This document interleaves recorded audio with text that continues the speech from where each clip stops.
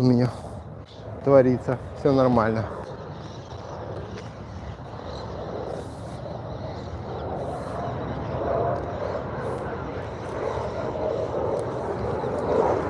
Итак, народ, хотя я знаю, что никого еще нет, но это не страшно, подойдут.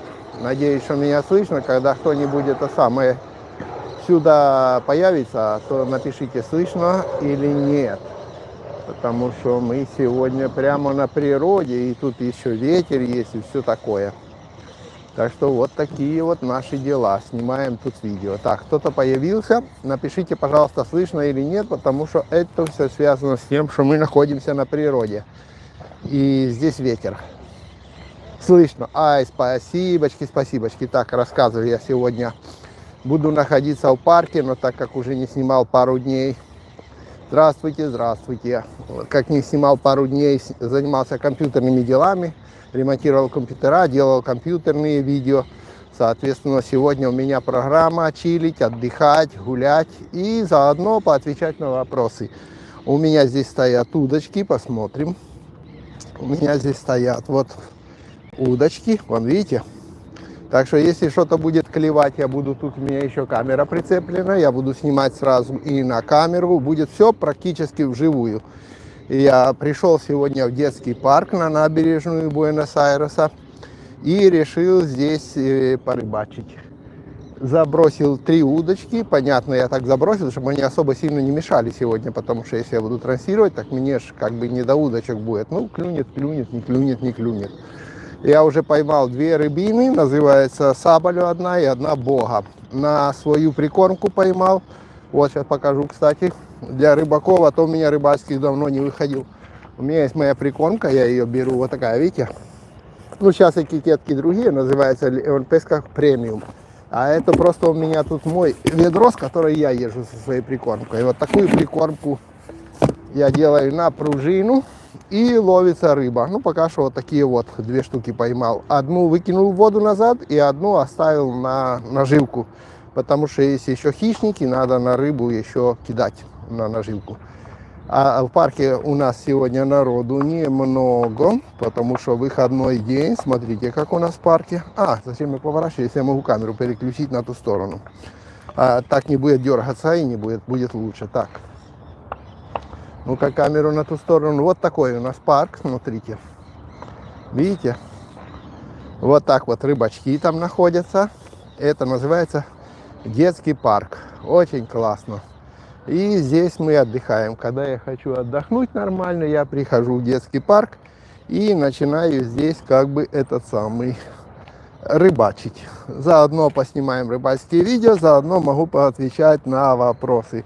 Вы можете периодически смотреть на меня, на колокольчики, задавать свои вопросики, а я буду смотреть, чтобы у меня тут не стащило никакую удочку. Одна у меня заброшена на пехерея, который корюшка, который еще в принципе особо не подошел. Сезон наступил уже, но еще не сильно так похолодало. То есть ночью холодно, но в то же время днем еще, ну, все-таки 14 градусов. Это еще не очень холодно в Буэнос-Айресе. Я когда рассказывал в прошлом видео, что нужно иметь в Буэнос-Айресе, и Света говорит, ты так и не сказал то, что я тебя просила, что в Буэнос-Айресе еще обязательно надо иметь такую сушилку для одежды. Мы такую купили, очень классная штука, сушилка для одежды, знаете, электрическая, вешаешь в ванну, и, во-первых, она, потому что сырость наступает, тут особенно после дождей бывает такая сырость. Хотя наша зима, она, ну, как бы, по сравнению с другими зимами, довольно нормальная. Слышно еще, да, попугаи орут во все, люди все-таки под зонтиками сидят. Смотрите, вам немножко аргентинскую зиму. Кстати, официально зима стоят календарная у нас, вот там попугаи орут. И календарная зима у нас получается 21 этого месяца, вот в сублату это будет официально по календарю зима. То есть у нас не по первым числам, а по солнцестоянию, по вот этим делам. Блин, стада попугаев орут так, что аж сюда слышно. Ну, у нас вот вместо воробьев орут попугаи, прикидывайте. Сейчас заодно я проверю есть наживка, а то я пока включал стрим, я даже на наживку не смотрел. И мы будем и стримить, и, ну да, есть, потому что Бога уже отошла, а Сабалю такую штуку не есть. И Пехерей не подошел. Сабалю есть этот прикормку. Но ничего, одну ж Богу я поймал, значит другая может пойматься. Бывает, даже хищник может ухватить за эти кусочки рыбы. Ну, на хищника, конечно, надо закидывать подальше и побольше куски, не такие, как я здесь закинул. Это так, для баловства. Вот. Ну, как-никак, парочку рыбин уже поймал. Так что, если у кого есть какие-то вопросы, вы знаете, да, новость сегодняшняя, к примеру, ну, вы все знаете, допустим, в этом самом Америке есть ФБИ, да? Вот в Аргентине сегодня я уже слышал, объявили создание такого тоже типа ФБИ аргентинского, такого оно будет называться ДФИ, что-то такое. Как-то так оно будет называться, но оно именно будет федеральное. Федеральное что означает? Оно означает, что эта служба, ну это как вот у нас есть полиция федераль, есть, как говорят, жандармерия, которая по всей стране, а теперь будет там сервиса де интеллигенция, так чтобы понять, это типа КГБ, кто знает, да, а теперь будет еще такая служба ДФИ. По-моему, если я не ошибаюсь по буквам, то это правда ДФИ. Она будет, это будет подобие штатовского ФБИ и будет заниматься именно такими же вопросами, плюс там еще будет отдел кибербезопасности, то есть это самый всяких выискивания по интернету, всяких вещей, всяких криптообменников, которых нелегальных. Кстати, тут уже залетели одни, как говорят, друзьяки с криптообменником. Там скандал по всех газетах описан. Ну, я думаю, вы понимаете, кто его организовал и все такое. Все, которые считают, что здесь умнее всех. Вот, и ДХИ объявлено. Оно будет, так как оно федеральная служба, она будет заниматься по всей Аргентине, невзирая на провинции, потому что это считается федеральная служба, и это, значит, относится, будет работать во всех провинциях, если кому надо кого-то захватить и взять за одно место, невзирая на разрешение провинциальные. Вот, потому что также у нас как бы федерация считается, и каждый там вводит свои законы, 5-10, но есть такое, как полиция федераль, она считается как бы на всю страну, как есть. Теперь будет такая еще служба, как ФБИ аргентинская, которая тоже по всей стране. В том числе, еще раз повторюсь, там отдел кибербезопасности, кибермошенничества и всего такого. Так что развиваемся, народ, развиваемся. Вот. Я, ну как, еще не видел кадры никакие, но знаю, там вчера, по-моему, кстати, сегодня, наверное, тоже забастовки проходят в центре города. Я видел в чатиках, которые там призывают идти туда с плакатами, бороться, ставить палатки, бороться за свои права против президента Аргентины. Как это выглядит? Приехали бороться за права, за Конституцию Аргентины против правительства Аргентины. Ну, прикольно, во всяком случае. Хочу сегодня кадры посмотреть, потом по телеку, чем дело кончилось, этой борьбы. Вроде бы даже вчера там в чатиках спрашивали, кто умеет палатки ставить и все в таком духе. Так что, конечно, движуха у нас есть. Нам, как говорят, без движухи скучно. Вот теперь у нас есть движуха. У нас тут борьба, забастовки, вот эти вот штуки. Обещают, бензин подорожает. Почему бензин подорожает? Потому что типа война идет в этом самом на Ближнем Востоке, и там типа с нефтью, нефть дорожает, соответственно и наша. И какая разница, что мы оттуда нефть не возим, какая разница, что она у нас, эта нефть добывается. Но главное, что причина есть, так что надо прикормку повышать, потому что на Ближнем Востоке война, надо прикормку на рыбалку повышать цену. А то вдруг у нас, что там такое, блин. Или застряло, или кто-то пытается увести мою удочку.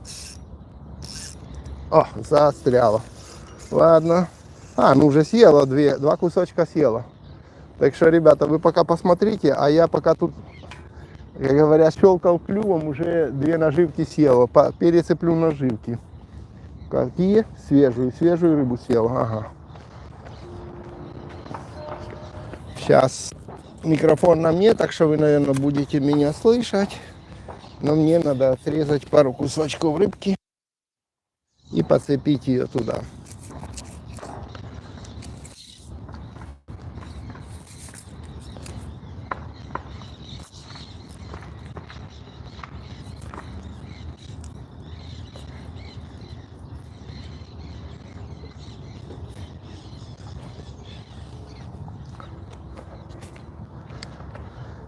Вот, возьмем пару кусочков рыбешки. Так что я вам рассказываю по дороге, пока цепляем наживку, аргентинские новости, да? Днем, я думаю, хотя говорили, что уже была поклевка, у людей уже сбежали. Будем ловить дорадо. Дорадо это хищник большущий.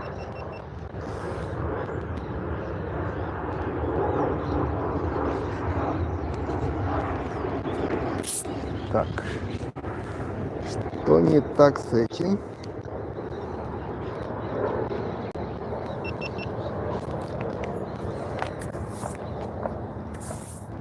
Yes. Там была камера запищала, типа выключилась. А мне не надо, чтобы она выключалась. Я все время камеру держу включенную. На случай, если что-то резко клюнет тут и потянет, мне надо снимать. На рыболовный канал. Абана! Так, пока тоже оставим в покое. Как у нас есть один мой товарищ, который аргентинский блогер, но он сам с Мар-дель-Платы. Вот он когда-то сказал фразу ерундовую, ну а в то же время она как бы с ней начала такая, спорить все с ним начали, и эта фраза как бы зашла, и теперь он сделал себе логотипом канала. Знаете, какая фраза, типа «Pescado se clavan solos», типа рыба сама цепляется, типа забрось, жди, она зацепится.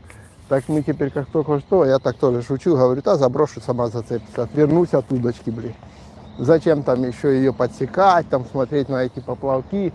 Как начнет загибать удочку, значит зацепилась. На всякий случай мы их привязываем, смотрите. Видите, вот такая резина, как для мотоцикла. Вот здесь, наверное, плохо видно. Но, в общем, тут такая резина. И вот этой резиной удочки привязаны, чтобы если начнет дергать, и она начнет вот так вот, чтобы оно не могло урвать. Потому что часто бывает такое, что цепится нормальная рыбина и удочку утаскивает. Потом бегать за ней по всей реке. Река-то здоровенная. Вот, эта река, я вам снова переключу. Смотрите, эта река называется, вот так я ее направлю, называется Рио-Ла-Плата. Вот это Рио-Ла-Плата, вы можете в Википедии посмотреть, а она самая широкая, вот в этом месте самая широкая река в мире. Почему? Потому что на той стороне, там аж за кораблями, аж там Уругвай. То есть это река между Аргентиной и Уругваем. Где-то в среднем ширина ее получается 50-60 километров. Прикольная такая штука. Так что вот так, ребятки. И на ней хотя бы, когда никуда не хочешь далеко ехать или что, всегда можно порыбачить. Это я хотел, чтобы тут почитать, вдруг что-то мне написал. Привет из Флориды, у нас тут тоже хорошая рыбалка. Вечером поздно краба голубого ловим. О, прекрасно, прекрасно. Ребятки, прекрасно. Так что больше никто ничего не хочет спрашивать. Ну ладно, будете рыбалку смотреть, если не спрашиваете. Голубого краба я здесь ловил, только у нас маленькие крабики голубые эти на океане, на отдыхе. Там можно поймать голубого краба. Но факт в том, что я не знаю, что я его выкидываю обратно. О, клюет, у мужика клюет, смотрите. Вы посмотрите заодно, и я поснимаю. И я его поснимаю. Пойду к нему, а вы посмотрите, что вытянет. Вот, мужика клюет. Aló, señor. Lo perdí. Ah, perdiste. Sí, porque picaba lindo. Sí. ¿No? Угу. Так, потерял он. А я заодно пока наживку сменю, пока вы придумаете, что мне написать. Вот. Или опять потянуло. Да ладно. Да ладно. Или утянуло, или зацепило. Нет, зацепило. Хорошо. Сейчас мы все равно поймаем прямо здесь, вот тут под камнями. Тут камни. И я бросаю в камни. Но у меня грузок очень маленький. 5 грамм всего-навсего. И даю тут плавать ему. Такая штука есть, называется патерностер. А я сменю на пробку. Пробка очень хорошо ловит. Я, кстати, на пробку сегодня 2 штуки и поймал. Вот. Так будет удобнее видно. Нашу пробку 2 штуки я сегодня и не клюет. Наверняка там уже отвязываем. Наверняка там уже все съело. Да, чувствую, что она пустая, потому и не клюет. Кто же будет на пустую пробку клевать? Сейчас мы ее наполним.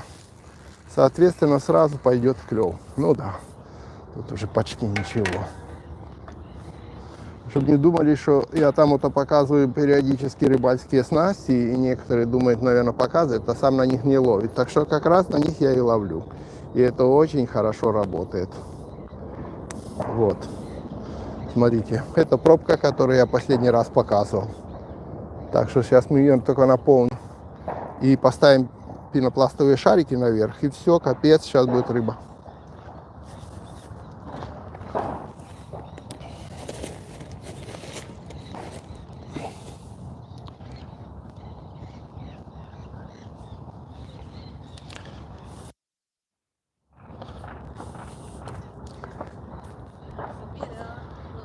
Так, один шарик,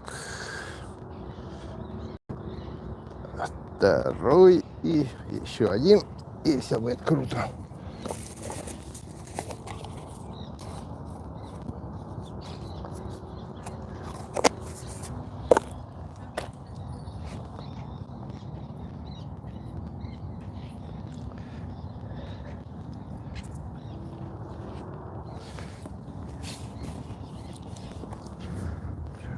Кто живет в Буэнос-Айресе, он знает, что здесь такой бесплатный парк есть для рыбалки, да? Вот смотрите, красота какая, видите? Эта красота сейчас в воду и будет рыба. Тыкай. Сразу рассказываю, я отсюда рыбу не беру. Беру только ту, которая на наживку. К примеру, я сейчас вот одну выбросил, одну оставил первую себе на наживку, чтобы хищника потом закинуть на хищника. Хочу хищника поймать днем.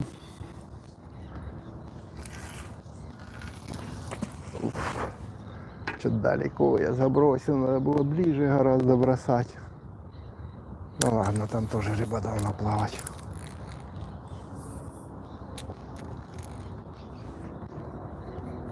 Вот.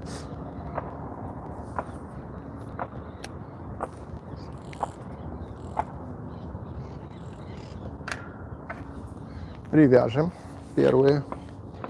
И второе, поставим колокол, чтобы когда позвонит, чтобы мне обратил внимание. Так, звони мне.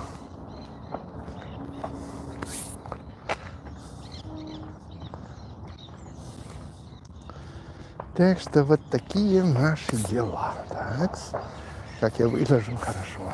Меняем очки, чтобы можно было что-нибудь прочитать.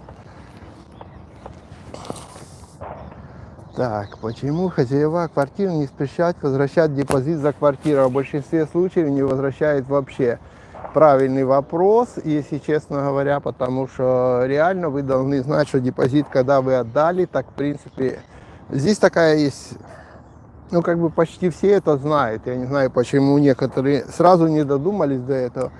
Депозит это пропасть, то есть вы отдали и отдали, и никогда вы ее назад в принципе как бы и не получите. Это сколько же условий надо всех выполнить, там, чтобы стенки не подряпанные были через определенное время, чтобы все было на своих местах. Вплоть до того, что некоторые аргентинцы, знаете, когда заселяются в квартиру, и те, которые хотят по-любому потом забрать свой депозит, они что делают? Они даже фотографируют каждую там какую-то трещинку, когда он заходил, они снимают видео, что вот смотри, и начинают посылать ему. Говорит, вот тут трещинка, вот здесь немножко подтекает, вот здесь немножко розетка поломанная. Потому что депозит, в принципе, как? Если там что-то случилось, а если вы пожили 2-3 года, там обязательно что-то случится, даже просто стенки уже будут не такие красивые, там они уже краска слеет, еще что-то. Все, депозит на ремонт квартиры. Соответственно, все нормальные, как говорят, эти понимают, что депозит никогда и не возвращается. Так что, соответственно, конечно, если вы уж настолько идеальный человек, который, ну, унес этот депозит и сидит там вообще ни царапинки в этой квартире, тогда вам стоит его требовать обратно. Но если вы типа так, как я делаете, то фиг, какой там депозит. Мы когда-то отдали депозит, никогда в жизни мы больше не думали о том, что кто-то нам когда-то вернет этот, блин, депозит. Потому что мы там уже стирали этот самый, биде выкинули, блин, на улицу. Плитку я стенки ободрал, штукатурку, там была вот такая вот штукатурка. Я ободрал аж эту штукатурку, сам поштукатурил тоненько, пошел, купил плитку, на стены плитки положил. То есть мы уже практически передрали всю ту квартиру, и у них до головы. Кто там будет за него депозит отвечать? Особенно, если ты долго живешь в такой квартире. Так что да, в редких случаях тут кто-то добьется обратно депозита, потому что с квартирой обязательно что-то случится. Нет такого, чтобы у вас там краска не облезла, что-то не отвалилось, где-то какая-то розетка не сломалась. А не сказать, все, это уже не такое, как мы вам сдавали. Это тут такой фокус. С ним просто надо знать этот фокус и как бы относиться к нему нормально, что это так именно. Это, ну да, если турист приехал, он по, не знаю, там снял по какому-то контракту, который там на 3 месяца, на сколько-то, и дал депозит, и потом съехал, и там ничего за это время не случилось, ну да, стоит, наверное, побороться за этот депозит, потребовать его. Но это как все, если уже деньги в руки попали, кто их хочет выпускать обратно? Вы пойдите в магазин, купите, не знаю, там обувь. Вот мы тут недавно как раз столкнулись с тем, что пошли, Свете обувь купили, потратили там, не помню, 1200, наверное. То есть такая обувь, какую она хотела. Пришли пару дней, там она померила, все-таки, говорит, оно мне не подходит. Пойдемте сдадим. Ну и что вы думаете, если вы придете сдавать? Está por poquito picando. Если вы пойдете сдавать, то мужику говорю, что у него поклевывает. Этот самый обувь, вам деньги назад вернут? Нет, вам скажут, у вас есть кредит, то есть теперь на эту сумму вы можете взять другой товар. Хотите, берите, хотите, идите, судитесь. То есть если деньги попали в руки аргентинские, они там и останутся по-нормальному. Так что мы просто пошли, берите, что хотите на эту сумму в нашем магазине. В конечном итоге ты взял на эту сумму, еще там что-то добрал, потому что взяли другие кроссовки, а еще что-то добрали другим, и еще сумма точно не вышла, так что еще доплатили, магазину снова выгодно. То есть сначала пришел, купил на 200 тысяч, потом пошел, сдал типа, и в конечном итоге купил на 210 или на 220, потому что еще что-то добавил. Ну, так бизнес устроен. Так что, ребята, забудьте за свои депозиты в общей сложности, если кто собирается долго жить в каких-то квартирах, плюньте. Дали. Это как вложение в будущее. Привет с Волги, привет, Волга. Так, реально ли снять частный дом на длительный срок с паспортом РФ? Я не знаю, ребята, у меня никогда не было паспорта РФ, соответственно, я понятия не имею, реально ли снять, дом с паспортом РФ. Я думаю, вам в чатиках на эту тему надо посмотреть. Серьезно, у меня только украинский и аргентинский паспорт, нету РФ. И, соответственно, мне он и не нужен. Так, как относятся к азиатам? Прекрасно относятся. Я уже рассказывал, кстати, на эту тему сегодня с утра, ТикТок, пока кофе пили, смотрели, Света мне показывала именно, как относятся к другим людям.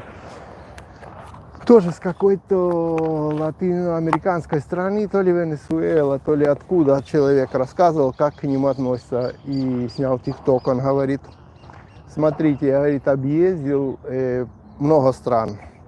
В Европе, говорит, бывал, в Европе к нам относятся, это он к себе так говорит, типа, как к латиноамериканцам, то есть как это третий сорт, там, все в таком духе. Потом говорит, как там, допустим, Чили, там, Бразилия, еще какие-то страны называл, ко мне относятся к нам, говорит, как этим, как к латиноамериканцам, но только типа низшего сорта. И, говорит, единственная страна, где я чувствую себя свободно и нормально, где никто мне слова не сказал, с какой я страны, и хоть как-то ко мне по-другому отнесся, или там обидел, или оскорбил, это, говорит, Аргентина, в которой я, говорит, действительно живу по-нормальному, чувствую себя человеком. Вот это практически то, что я хотел сказать, вот как относятся к азиатам. К какая разница, кто? У нас в Аргентине не воспринимает, основная масса народа не воспринимает человека по тому, какой он национальности или с какой он страны приехал. У нас воспринимают по-другому, делятся. Знаете, есть такой анекдот, я вам сейчас расскажу. Этот анекдот, и вы все поймете. Как говорят, я не воспринимаю по национальностям и по странам. Я воспринимаю потому, что нормальный человек или, дебил. А вот уже дебилы, они делятся на страны, религии, национальности, ну и на все патриотические чувства. Вот оттуда, и в Аргентине так. Вот Аргентина воспринимает, ты нормальный человек или ты, дебил. Если ты уже дебил, тогда там уже есть категории. Тук-тук-тук-тук-тук. Всякие. Поняли? Так что без разницы. У нас я не видел, чтобы кто-то тут китайцев каких-то оскорблял или еще что-нибудь. Видели, я тут не так давно ходил, снимал вот этого мусульманина Махмеда. Он тут открыл шаурму. И вот, если вы заметили, как к нему относятся те, кто с Аргентины пишет комментарии, и те, кто русскоязычные комментарии под этим видео, вы почитайте и вы увидите. Вот все аргентинские комментарии, основная масса, ой, как хорошо, семья новая приехала, там это бизнес открыла, ой, молодцы, устраивайтесь, привет, там хорошо.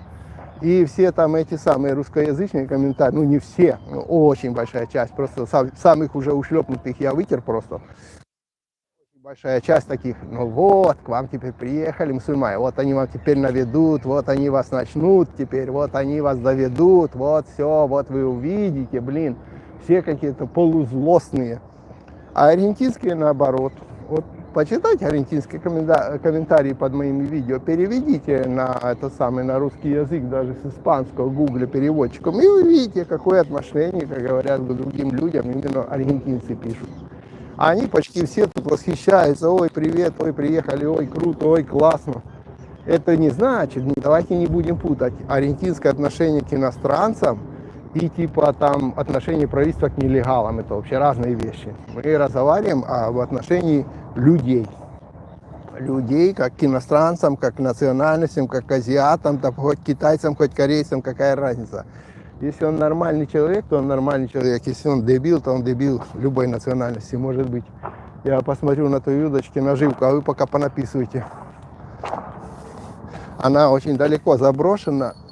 Что-то тут давно лежит и не подает знака внимания.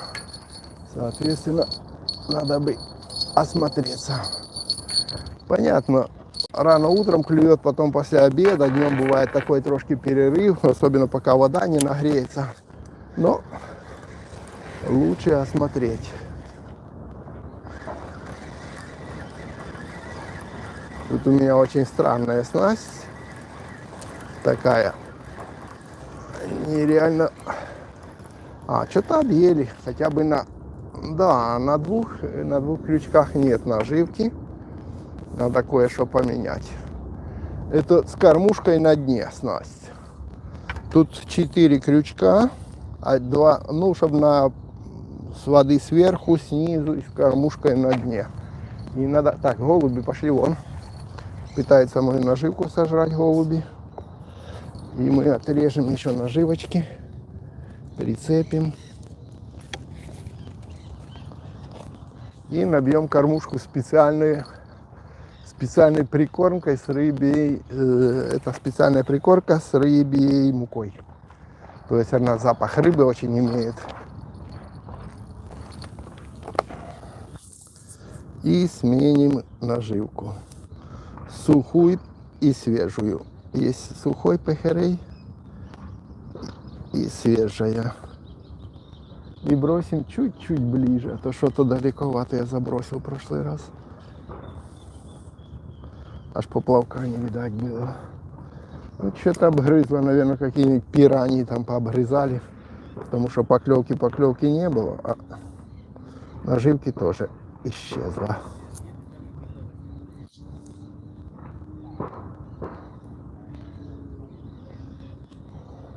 Так, и сюда.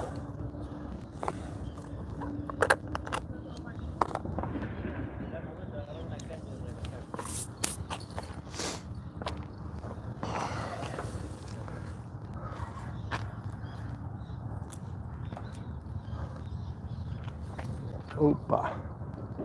Так, далеко не буду бросать, хочу вот тут недалеко бросить. О, хватит с головой. А то что-то очень далеко я прошлый раз зафигачил.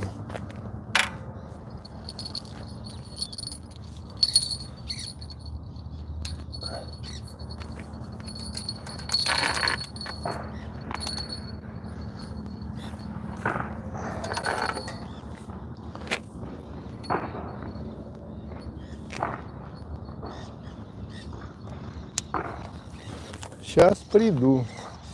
Сейчас поставлю прикормку и приду.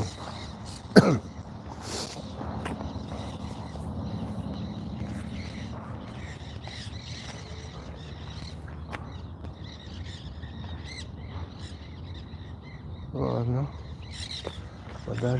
Подождем, почитаем, что еще. Меня спрашивают.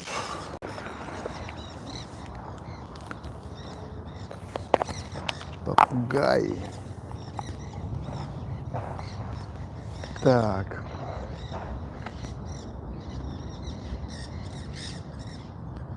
Что у нас тут? Про азиатов почитали. Про частный дом не знаю. Не зная языка, ну, во-первых, надо язык учить, а во-вторых, сейчас же проще с языком. Сейчас везде вот эти переводчики на каждом телефоне. Каждый телефон актуализируется, там искусственный интеллект и все. Вот последний актуализацион, ну, типа, это обновление. На Samsung видели, там это искусственный интеллект, он тебя слушает с утра до вечера. Можешь со своим телефоном, как, блин, с соседкой разговаривать с утра до вечера. Звук прерывается и трещит. А сейчас, ребят, прямо сейчас трещит или нет?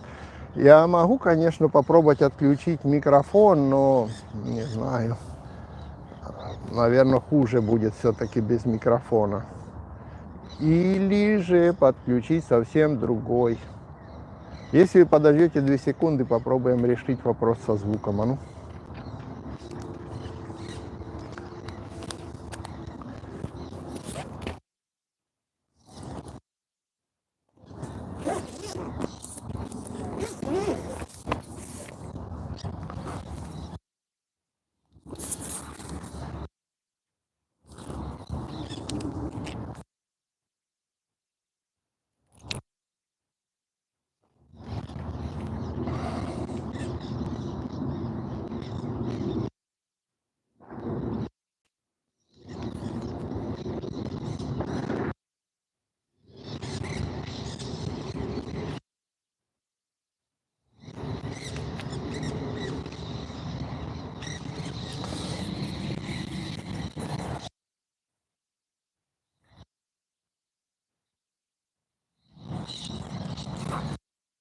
Секунду, сейчас подойду. Буквально капелька осталась. Так. Раз, два, три. Одна маленькая загогулинка, и я с вами. И попробуем решить вопрос со звуком раз и навсегда. Так, где? То, что... мне нужно вот это. Вот это мне нужно. Попугаи орут.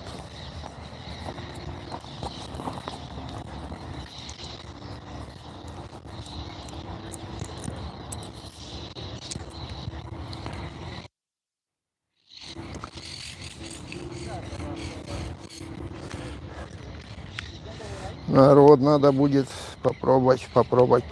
Сейчас чуток со звуком решить. Я попробую установить вот такой крутейший микрофон и прямо его подключить к телефону. Сейчас мы его только закрепим здесь. Вот прямо под этим. Прикидываете, какая будет офигенная конструкция. Надеюсь, она нам поможет решить проблему со звуком на трансляции. Эта конструкция. Yes. И теперь включение сюда. И после этого надо кое-что здесь нажать.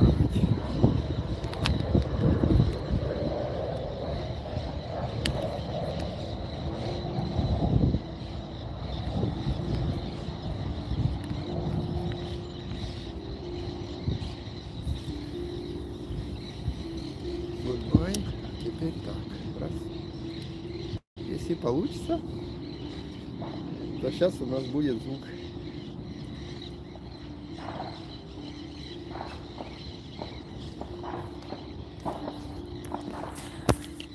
Нет, не получилось у меня, а долго мучиться не хочу. Ну скажите, сейчас вам лучше с таким звуком? Я просто отключил микрофон и оставил только микрофон, который на телефоне. Может, такой звук вам будет лучше. Ну-ка в конце кто написал? Кто тут откуда? Нормально, звук, не заморачивайся. А, ну хорошо, раз не заморачивайся, значит хуже. Ну тогда видите. Ладно, хуже. Теперь подключил назад то, что было. Будем надеяться, что так оно пойдет. Все-таки стало тише. Это дело в том, что... Да, хуже, я понял.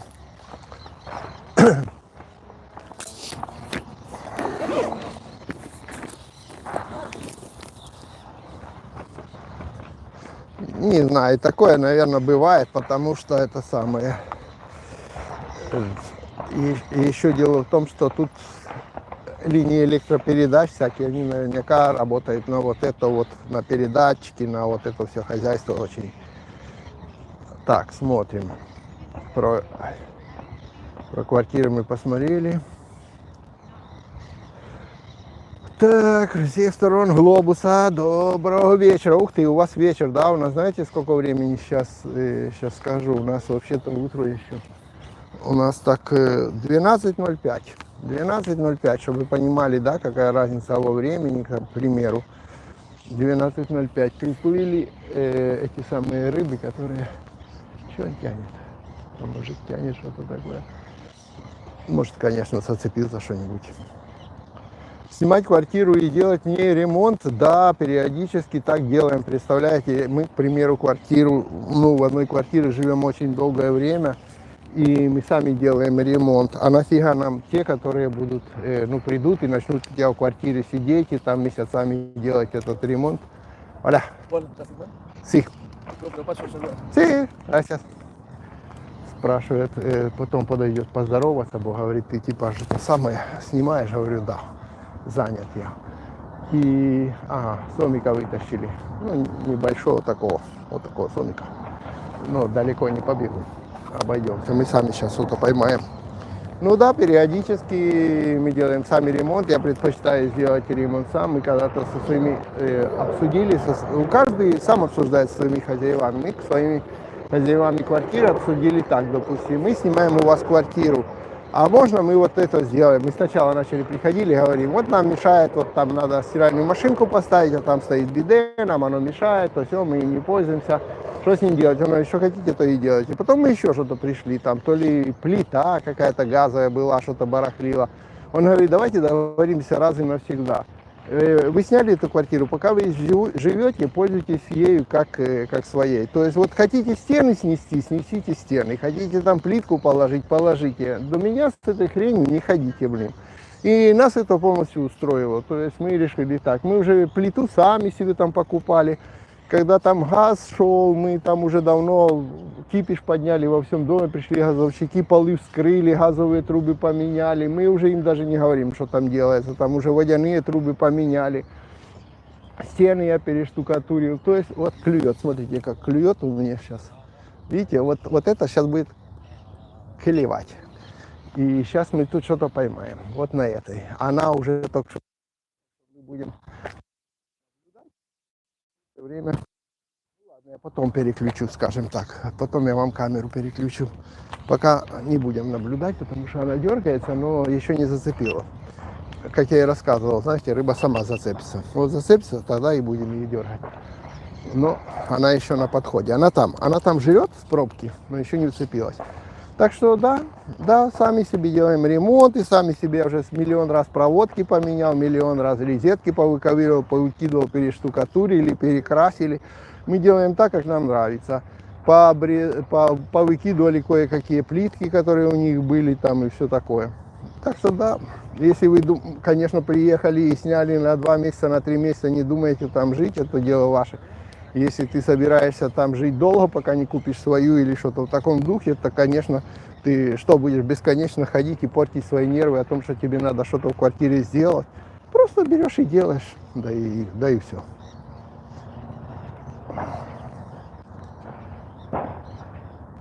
Так, привет. Что власти ужесточили для украинцев въезд и правила? Нет, при чем тут украинцы? Власти ничего не ужесточали для украинцев или для русских. И в принципе вообще даже ничего и не ужесточалось. Тут изменили, в Конституции было вещи, которые были прописаны в Конституции давно по поводу тех, кто хочет получить аргентинский паспорт. Но теперь просто изменили чуть-чуть правила, порядок этого всего получения. Кое-что, да, ужесточили в каком плане. И это не для русских, не для украинцев, не для китайцев, это для всех, кто въезжает в Аргентину. Теперь, к примеру, сказали, что надо медицинская страховка для всех, кто въезжает в Аргентину. Раньше как бы не требовали этой медицинской страховки. Теперь решили, что Аргентина не будет лечить, как говорят, туристов, а надо, чтобы они имели медицинскую страховку. Ну, это, в принципе, в многих странах такое правило и нормально все относятся. А тем более это относится еще больше к тем, которые въезжают с тех стран наших соседних, которые аргентинцев бесплатно не лечат. Соответственно, все говорят, что к нам должны переться идти в бесплатные госпиталя, а мы в других странах соседних нас ни хрена не лечат, даже некоторых и за деньги, не то, что, за бесплатно. Соответственно, это. Ну и самое такое полемика, в которой возникла, это то, что хочет именно получить паспорт, то он должен безвыездно прожить 2 года в Аргентине. Вот. Это относится к тем, что паспорт. Многие перевозбудились из-за этого, типа как это мы будем теперь сидеть в Аргентине и все остальное, но дело в том, что, ух ты, пехере, я поймал корешку. Пойдемте посмотрим. Конечно, пока я буду идти, немножко будет сбиваться, но ладно, бог с ним, не побежим сейчас. В общем, корешку вытянул мой дружок. Рамон, qué lindo, peje. Ага, лови. Пехере я поймал на донную снасть. И этот самый. Но тут объясняют, говорят, если вы хотите конкретно получить гражданство, то в общем, привели к тому, что гражданство, как правило, хотят, чтобы выдавать тем людям, которые реально хотят жить в Аргентине. То есть не залетным, которые получили паспорт и свалили по миру кататься с аргентинским паспортом, а для тех, кто хочет здесь жить, то есть гражданство. Вот клюет все-таки, ну клюет же. Ну клюет же. Ой, сейчас. A ver.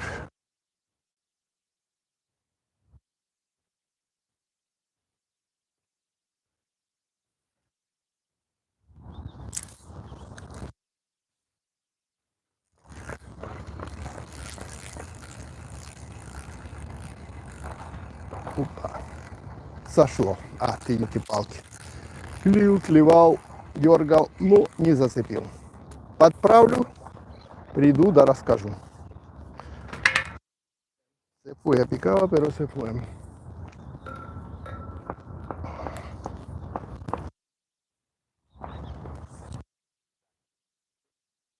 Todos los videos. Gracias. Allá en. ¿Cómo es? ¿Dónde iba allá? Y ahora dijimos, bueno, fuimos al médico acá en la Fundación Hospitalaria, compramos una factura y digo, vamos un ratito a tomar unos mates. Digo, capaz que lo vemos, ¿viste? Y lo encontramos acá. Así que, no, ¿todo bien? Sí. Le faltó el socio, el pelado de allá de. Esto. Pero bueno, tengo harinado de él y estoy probando hoy con harinado de él pescar. El pelado es vecino nuestro, es de allá del barrio, sí. Ah. Es de allá de Liniers, él está en Parque Avellaneda. Sí, sí. Claro, y aquí va la escuela ahí, las escuelas que están allá, ¿viste? Así que, bueno, esta lo seguimos de la tapita de los inicios. Y hoy, bueno, ya uno se escapó y 2 pesqué con tapita. ¿Qué estás sacando? ¿Dorado? No, un sábalo. Sábalo. Y ahora voy a tirar mediodía, voy a tirar para dorado. Está bueno, está bueno. Por ahora, sábalo para carnada. Y una boja. Boja la tiré en agua, solo firmé. Ah, por eso se escapó. Se rompió el anzuelo. Se abrió. Se abrió el anzuelo. Ah, bueno, entonces ahora arreglamos un poquitín. La famosa pinza. Sí, pinza y vamos. Me hizo hacer todo, me hizo hacer el alambre ese para sacarle los anzuelos, viste que con redondito, tengo las tapitas, tengo todo de León. Y ahora no quiere venir a pescar. Tengo la colección de caña, tengo todo guardado ya para traer. Y no sé, ahora hace mucho que no venía. No, pero lindo, lindo. Ah, Por a mí me ahora, encanta, a mí me encanta. por ahora, mira, temperatura linda todavía. Se escaparon un par de dorados ahí, chicos, Sí, pero por veo la que mañana. lo mejor es así, los días de semana. Sí, Los fines de semana acá es un por caos. eso fin de semana no viene porque no hay donde ni tirar caña. Y aparte para filmar es Ahora le puedo pésimo. hacer una consultita a usted que viene siempre acá. Yo tengo un gazebo, eso de 3x3. ¿Se puede armar un gazebo o nos sacan cagando acá? Si la armamos acá? No creo. La ¿No cree que verdad, se puede armar? No, no creo, por No. eso para mí tampoco. Ah, alguna porque en sombrilla puede algunos ser, videos pero... vi que estaban algunos que tenían acá. Sí, mira, algunas veces lo vi que hay algún concurso y arma todo esto, Ah, pero pero particular no te deja. por general, no sé ahora, puede ser que, mira, por la duda, cuando entras, Sí, viste sí, ahora voy a preguntar, seguridad, ahora cuando nos pregunta y Sí, ahora vamos a nada preguntar. más. Bueno, Bueno, después cuando se desocupe le sacamos una fotito. ¿sí? sí, porque justo estoy ahora en directo por ruso. Ah, mira. Estoy un poco con este tema. Justo estamos charlando en Argentina por ruso, hasta que acá no pica, o pica pero poco, y lo aprovecho con otro canal que tengo.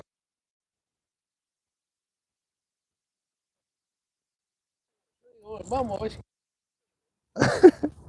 Claro, porque anda por todos lados dando vueltas. Sí, pero voy a estar todo el día acá cuando termino. Después lo vengo molestando. Ага, ¿Listo? чао. Hasta luego.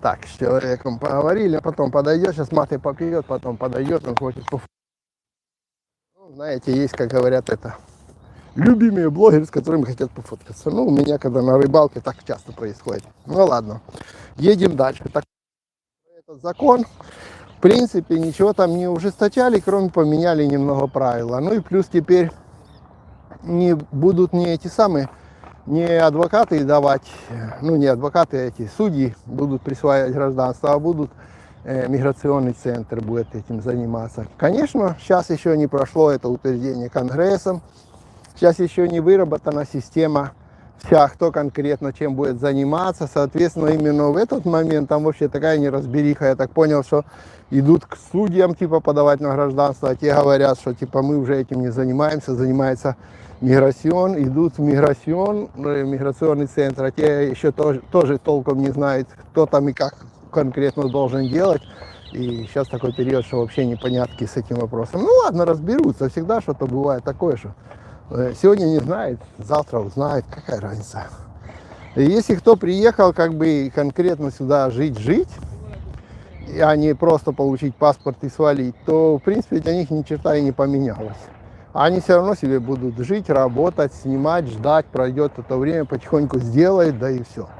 Так что особо для тех ничего такого не поменялось. А вот, конечно, кто приезжал рожать паспорта, тем поменялось, потому что теперь им надо, если они хотят родить паспорт, то они паспорт родят, а чтобы себе получить, надо сидеть 2 года. Ну это да, некоторым это не заходит. Ну это дело такое. И всем, как говорят, знаете, правила страны не всем нравятся. Вот. Так что, но это не касается, как я и говорил, там ни украинцев, там ни этих самых, ни русских, ни китайцев, это для всех. Так, доброй рыбалки. Вообще жить в пригороде роскошь или наоборот? Смотря в каком пригороде, и это вам, и что вам нужно. Давайте обсудим такую вещь. Допустим, в пригороде наверняка жить немножко спокойнее. В каком плане? Ты можешь там снять свой дом гораздо дешевле, чем здесь, к примеру, квартиру ты снимешь. Ну, смотря в каких провинциях, в каких городках, но все равно, то есть, то, что ты в Капиталь-Федерале будешь снимать квартиру, в пригороде ты снимешь дом за такую же цену. Ты будешь иметь свой какой-то дворик, как у нас называется, патио, какой-то мангал поставишь, будешь ходить на берегу океана там. Но есть свои прибамбасы, к примеру, чем ты будешь там заниматься. Ну, как всегда, большой бизнес, большая движуха в больших городах, да, в столицах, во всяких. Это как в любой стране, к примеру, да, движуха в Москве и движуха где-то в каком-то райцентре, я думаю, совсем разная. Но наверняка квартира в Москве стоит гораздо дороже, чем в каком-то райцентре дом. Вот то же самое и в Аргентине, то есть если вы знаете, чем вы там будете заниматься, и вам эта движуха не нужна, там, чтобы были рядом банки, больницы, аптеки, доставка на дом, рестораны, выйти, там театры. Так можете себе в пригороде жить спокойно, наслаждаться жизнью. Найти себе хорошее место где-то. И вон я смотрел, к примеру, не так давно как раз тиктоки перелистывал и на одном задержался и посмотрел, мне понравился дом просто. Он 50 тысяч стоит, домина двухэтажный, с большим двориком, рядом лес, природа красивая, тропики, тепло. Ну, для 3 машин, как говорят, это накрытие, гараж, куча спален. Еще один домик, такой студия, где там массажный кабинет во дворе стоит отдельно. Это все 50 тысяч стоит. Ну, знаете где? Это Миссионес. Миссионес около Бразилии, скажем так. То есть, если кому-то... И это такой городок маленький, в котором там одна школа начальная есть. Ох ты, блин, как оно ж тарабанит. Как оно хочет украсть. Видите? Потому что украдет удочку, и что тогда?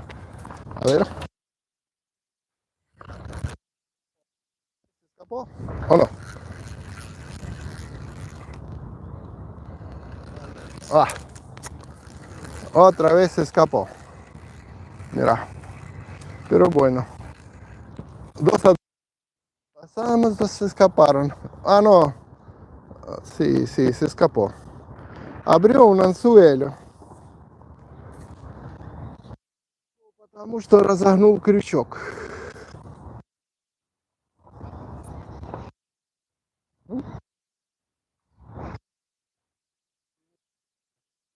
Заменю крючок. Так что рассказывать.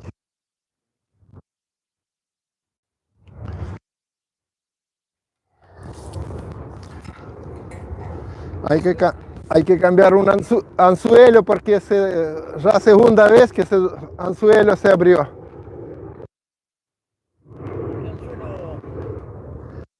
Ahora voy a cambiar directamente. Ah, mira cómo lo... Por eso. Sí, es esto.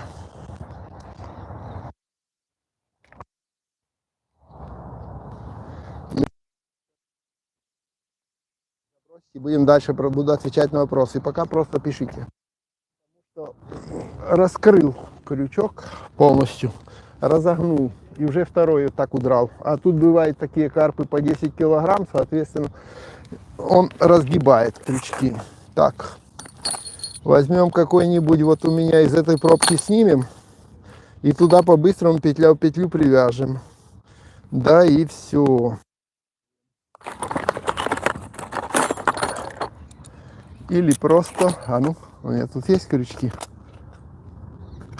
Да, есть, просто сейчас сделаем свеженький. Свежий. Быстро сбацаем крючок. Тот отрежем, выкинем. Потому что уже второй такой крупнячок сошел. А это нехорошо совсем. Это мне не нравится, нифигишечки.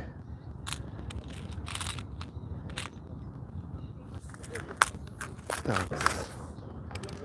Да, вот этот может сработать хорошо.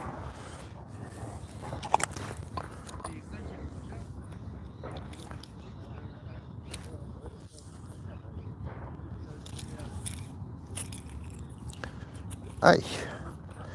Знаешь, видели, аж удочку начал загибать, но сбежал.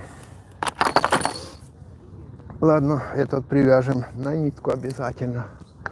Надо привязать на крепкую нитку. Такую, знаете, чтобы от души ниточка была.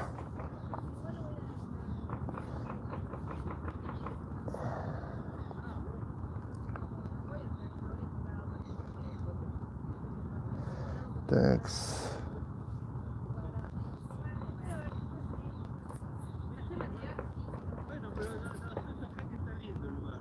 Такс.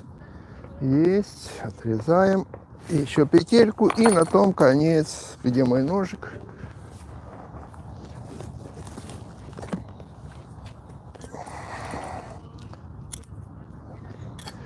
Есть. Так, не длинную, нам длинная не нужна. Вот так где-то. Раз.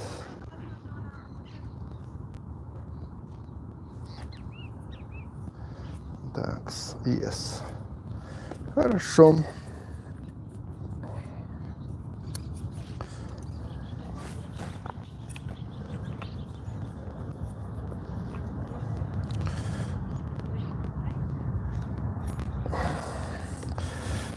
Уже 2 поймал, 2 убежало. Но мы сейчас поменяем нитку и перестанет убегать. Но вопрос не в том, вопрос в том, что работает прикормка классно. По сравнению с другими, пока что вытянули одного пехерея, я видел, и все, да? Так, этот крючок старый, потом мусорку отнесем, новый цепляем, заряжаемся и идем ловить большую рыбу. Ай!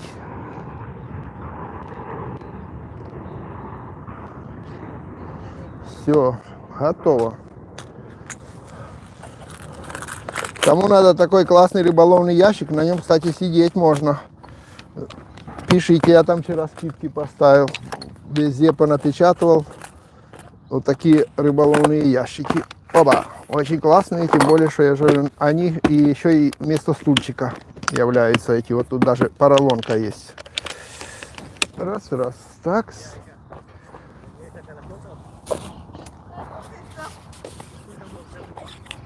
Так, похоже, девушка, что она хочет. Та девушка бегает туда-сюда. Так. Не забываем ставить шарики. Оп. Шарик обязательно. И в прикормку. Шарик. Опа. Прикормку. И свежий. Вот шарики рыболовные. Тоже есть в магазине, если что. И теперь на новый крючок шарик. Вот.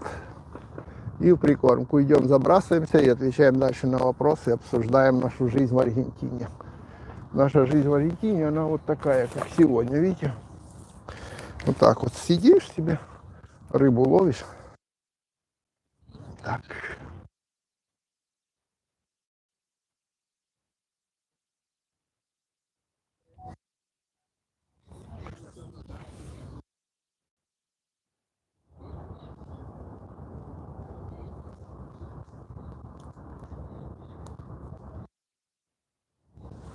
Я чувствую, придется перезапустить, потому что только пробкой клюют.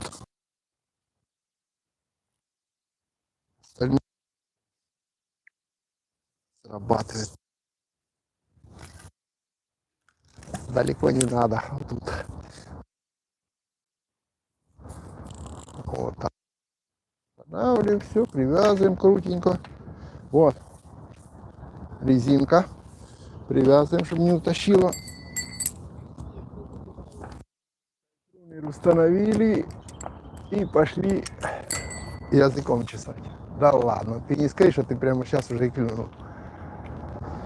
Всякое бывает и такое. Вот. Не это самое, где-то в такую сторону. Так, тут что? Эй, куда делась? Куда это делась?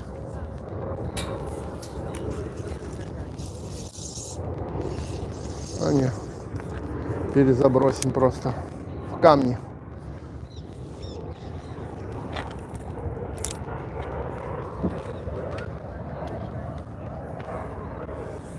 Ну все, видите, продолжаем наслаждаться Аргентиной. Что пишут народ? О чем мы тараторили? О домах. Так я вот и говорил, что дома 50 тысяч, купаешь дом большой, с участком совсем, но смотря где. Так, путешествовали по Южной Америке. Был ли ты где-то в Южной Америке, кроме Аргентины? Ну, был там под Бразилией, под Чили, но не заезжал. Дети ездили, я нет. А я в Уругвай несколько раз ездил, вон на ту сторону. Да и все. В принципе, у меня этот самый. Особо путешествий не было. Можно ли жить в Аргентине, не зная языка? Дают ли студенческую визу, если я хочу учать испанский язык? Я, честно говоря, не знаю. Во-первых, не все по усмотрению университета такая будет платная. Во-вторых, сами прикиньте, как вы думаете, дадут ли визу тому, кто приехал в другую страну, просто для того, чтобы сказать, я хочу учить язык? Что-то я не знаю, не буду врать, но сомневаюсь я, честно говоря, при нынешних законах, что это просто потому, что ты приехал учить язык. И можно ли жить в Аргентине без языка? Да, можно, но плохо. Ну, потому что тебе надо общаться, ты же не собираешься закрыться и сидеть здесь, как в тюрьме дома, там, и ни с кем не общаться. А если будешь общаться без языка, ну, тебе будет некомфортно. Так что жить можно, конечно, ты не помрешь от этого, но в то же время я не думаю, что ты будешь наслаждаться нормальной жизнью полноценно, если ты будешь не будешь. Да. Извините, возвращаясь к теме новой иммиграционной реформы, когда уже Конгресс рассмотрит все введения, все это окончательно пропишут в госсистеме. Хотелось бы ориентироваться на что-то. Согласен, что многие люди, конечно, зацепят. Те новые, которые знают, они могут не поехать уже, потому что скажут, ну, я не значит, я сидел почти весь срок, но выезжал, не выезжал, или там не было постоянных документов, но уже столько времени потратил на это. Наверняка у них как бы проблемы с этим делом. То есть надо бы, как бы, чтобы решила. Но я не думаю, что, ну как, знаете, как бы есть для нас что-то, есть как бы для Конгресса и для правительства что-то. Соответственно, вряд ли они ни с того ни с сего просто все бросят и начнут там такое это сейчас рассматривать. То есть в порядке очереди, когда тут дойдет, здесь не так быстро все рассматривается. Думаю, до выборов осенью рассмотрят, потому что там, ну как бы это много будет выборный процесс где-то осенью. Думаю, что это просто ни с того ни с сего, прямо вот завтра, хоба, и побежали все рассматривать вот эту штуку. Думаю, что нет, думаю, что так не зайдет. Трещит, но мы уже со звуком много как бы, много ли воробьев чириканье, это не воробьи чирикают, это попугаи орут. Вот это вот, что орут, это попугаи, их очень много в Аргентине, почти во всех парках. Вот. Воробьи тоже есть, нет, что их нет. Но как-то я их больше видел изредка в провинции, этих воробьев. А здесь в основном в Буэнос-Айресе это попугаи. Ну и в сторону, как говорят, Бразилии, в ту сторону тоже больше попугаев. Так, это ты где, в Буэнос-Айресе? Точно, это Буэнос-Айрес.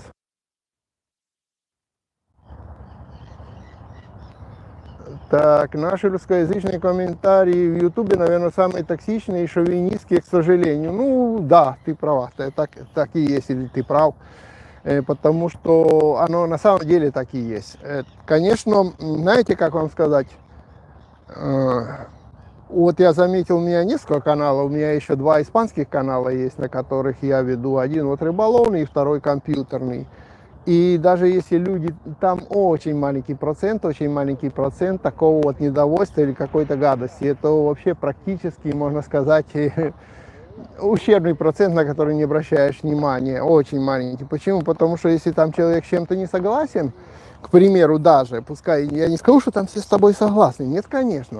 Но тут есть другая привычка. Если с тобой чем-то не согласен, он не будет тратить свое время, изнашивать свои пальцы, чтобы писать гадости. Вот, понимаете? А в русскоязычном сегменте это наоборот. То есть, если у него есть хоть какая-то, что-то он нашел, где можно написать какую-то гадость, для него это заставляет удовольствие, он обязательно это напишет. То есть, тут просто другой менталитет у людей. Если он не согласен, он прошел мимо и пошел себе, знаете, как бы не обратил внимания. А здесь же это самое. Как мне понравилось, тут недавно в чатике выскочило.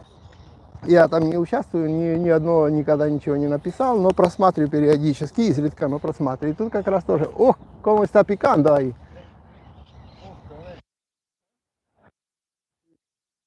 Давай, сейчас посмотрим. A ver, vamos a ver al compañero. ¿Tiene? A ver qué picó. Oh, igual vamos a filmar. No hay mucha pesca hoy, por eso varios se escaparon. El que tengo el puntero se salió, se lo puse a presión. Espero que no se salga ahora. Ajá. Uf, Me encanta cómo pelean tan chiquitos. sí, sí, sí. Ay, no. Mirá, Mirá, pero roja con hilo rojo. la verdad sí. Me está resultando mejor. El rojo llama más. Sí. Yo Bueno, también. por lo menos lo disfrutamos un ratito. Sí. Pero el rojo me parece que lo A ver, hacemos. ¿puedo ver? Sí, sí. Oh. Mirá que tapita. Ah, La había hecho liviana y le agregué otro, sí. los remachos acá. Bueno. Так, сорвался там, дрыгнулся и сорвался внизу у человека. Завел я. Так я о чем рассказывал? Я рассказывал о том, что здесь просто другая привычка. Если что-то кому-то не нравится, он просто уйдет в сторону, скажем так. И не будет изнашиваться, писать, доставать, доказывать. Ну а именно в русскоязычном там чуть-чуть другая привычка. На этом канале, на других я смотрю у ребят. Там другая. Там если есть хоть маленькая штучка, за которую можно обосрать или что-то такое, обязательно этим воспользуются. Вот это просто другой менталитет. Да и все, тут ты ничего не поделаешь, тут оно есть как есть. Как я рассказывал об этом чатике, как раз там вытерли, кстати, администраторы это объявление, там было объявление, высветилось, и я как раз был в чате и увидел его. Но оно провисело буквально минуту, я успел чуть-чуть прочитать и Свете прочитать, и потом говорю, оба, смотрите, удалили, там призывающие идти на забастовки против правительства аргентинского, ставить палатки, но мне понравилось там смешное высказывание.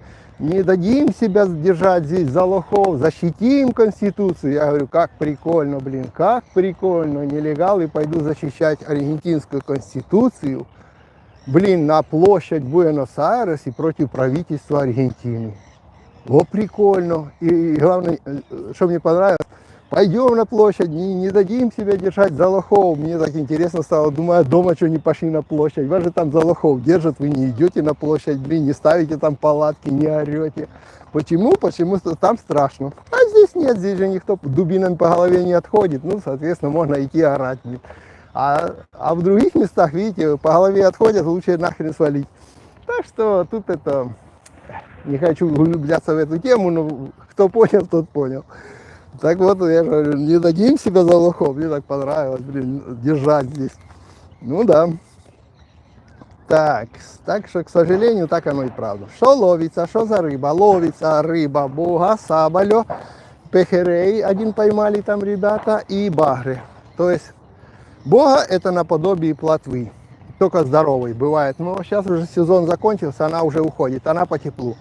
Сабалё, это зубов не имеет, есть всякий мусор со дна, на внешний вид похоже на богу, но на реально это как как свинья какая-то болотная. В смысле там одно сало такое, даже не мясо, а одно сало.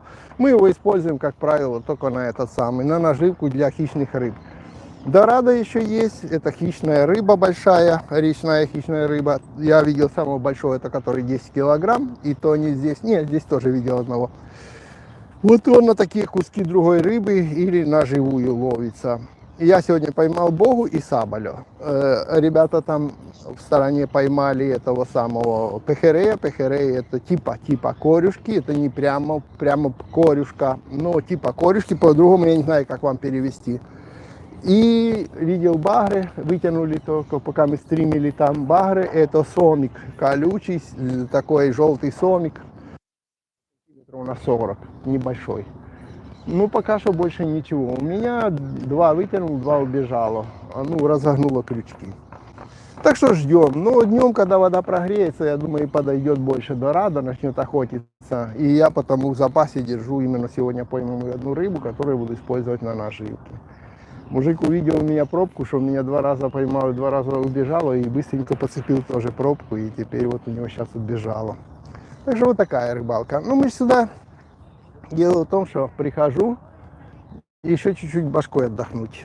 То есть, знаете, как говорят, посидеть около реки, закинуть удочку, то есть это не та рыбалка, на которую мы приходим, чтобы поймать рыбу и попереть ее домой. Мы все равно эту рыбу здесь оставляем, выкидываем назад в реку. Это просто отдых, это такой, как говорят, расслабончик.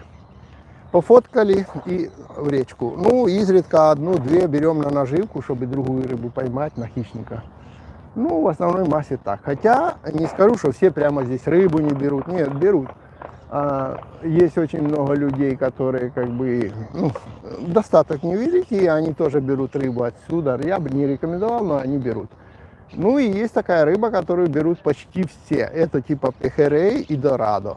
Пехерей, дорадо и бога может быть. Почему? Потому что это сезонная рыба, и это та, которая охотится на другую рыбу, а не жрет со дна типа всякую гадость, которую смывает с города дождями. Так что тут просто немножко по-другому. Но за то, чтобы посидеть вот в таком парке, видите, парк красивый, просто отдохнуть, вот смотрите. Вот такая тут набережная. Летом тут устраивает, там дальше есть площадки, вот там, вот куда я направил камеру, там дальше устанавливаются всякие аттракционы водные, площадки, устанавливаются стульчики бесплатные, привозят белый песок, музыку включают. И 2 месяца здесь такой летний парк для отдыха, как городской пляж, что ли, куда бесплатно можно прийти и гулять. Здесь есть вот парк, он вот такой. Здесь там дальше есть туалеты, стоянки для машин. Все, этот парк бесплатный. Так что если кто-то вас будет заманивать сюда за деньги, то он вас просто как бы это дурит, скажем честно. Это бесплатный парк. Тут не надо платить ни за стоянку, ни за туалеты, ни за что. Пришли, удочки закинули и отдыхаете. Здесь довольно, скажем так, безопасно. Я лично ничего здесь никогда не наблюдал, чтобы тут кто-то кого-то обижал или еще что-нибудь, потому что тут семьи с детьми, да, рыбаки, которые пришли просто поразвлекаться рыбалкой. Залетные сюда почти не забегают, потому что здесь автобус мимо не проходит, сюда надо или на своей машине, или на такси на каком-то приехать. Соответственно, просто проходящие мимо сюда не заходят, потому что вот таких проходящих улиц далековато стоит, скажем так. Соответственно, только как бы целевая аудитория. И бродячих каких-то, которые могут там что-то украсть, у вас какой-то телефон, еще что-нибудь. Вот смотрите, как наши сумки валяются, сумки валяются. Вон там мои валяются, под деревом, а там вон брошу свои сумки, и они там валяются. То есть, когда большая жара, то используем тень деревьев, чтобы спрятаться. Так что приходите, отдыхайте. Тут довольно-таки хорошо в этом парчике. Так, что еще? Так, есть города подешевле и нормальные по части аренды частных домов, кроме столицы. Ну, конечно, есть. В Аргентине полно, есть всяких провинций, и Кордова, и там и Мар-дель-Плата, и, конечно, есть полно Мирамар, Пинамар. Да, везде полно, и Мендоса, и Ла-Пампа. Столица как везде. Вот это все равно, что вопрос задать. Есть и города подешевле с арендой, чем Москва в России. Ну, конечно, все остальные, они дешевле. Так и здесь все остальные города, которые не столица Аргентины, все дешевле. Так, приветик. Светлана, привет. Ты тоже в Аргентине? Так, Светлана тоже в Аргентине. Мой друг и коллега Толик на фронте в рядах ВСУ. С марта месяца на позициях. Связи нет. Я жду его в отпуск. Очень, и мы поедем на рыбалку. Без него не рыбалка. Я очень жду его. Ну, надеюсь, дождетесь, и надеюсь, вы все-таки поедете на этот самый, на рыбалку. Так, со звуком мы прошли. Ух, как я отстаю. Но я просто никуда не спешил. Так, кто тут откуда? Перекличка, обстоят дела с шумоизоляцией в квартирах в Аргентине. Смотря где живете. Если живете около Большой Авениды, конечно, шумоизоляция будет плохая, потому что там открыл окно и уже мотаются автобусы. Ну, вообще надо к шуму привыкнуть. Это Буэнос-Айрес, он шумный город. Есть, конечно, как бы закоулки, где тихо, там и частные дома, и тишина, и мало движухи. Но где авениды и все, там движуха, там постоянно Тот, кто делает ремонт в квартире, там где-то на тротуаре какой-то ремонт, плитку меняет, отбойными молотками стучат, там соседний дом развалили, начинают строить соседний дом, там, эскаваторы стучат, какие-то краны гремят, еще какие-то. То есть тут постоянный этот вот шум. И звукоизоляция здесь практически никакая, если честно сказать. Просто, более-менее, когда ты найдешь более-менее район. Но, в принципе, надо рассчитывать, что в основной массе это шумный город, очень шумный. Сколько времени сейчас? У меня сейчас время, я сейчас скажу, на втором телефоне посмотрю. Так, 12:44 сейчас, 12:44 в Буэнос-Айресе. Ну, я отстал, так, тут 12:02 отвечали. Ого, и насколько отстал в комментариях. Так, со звуком не заморачиваемся. Хуже годно, хуже стало тише, хуже читайте вопросы выше. Так, Сибирь, хорошо, хорошо, хорошо. Ереван, 10 вечера. Забайкалье, 12 ночи в Забайкале, офигеть. Леонид, слушала, что плесень в доме очень частое явление. Так ли это? Из мухи слона раздувает. Да, частое явление, а потому говорю, сушилки надо или как минимум просушивать надо. То есть много влажности, особенно в зимний период. Как мы лично спасаемся от этого? Смотрите, как правило, у нас открыт балкон. Как правило, постоянно открыт балкон, то есть вот вообще сквозняк такой, балкон открыт и в одной комнате, и в другой комнате, и это свежий воздух. Это почти весь период, когда тепло.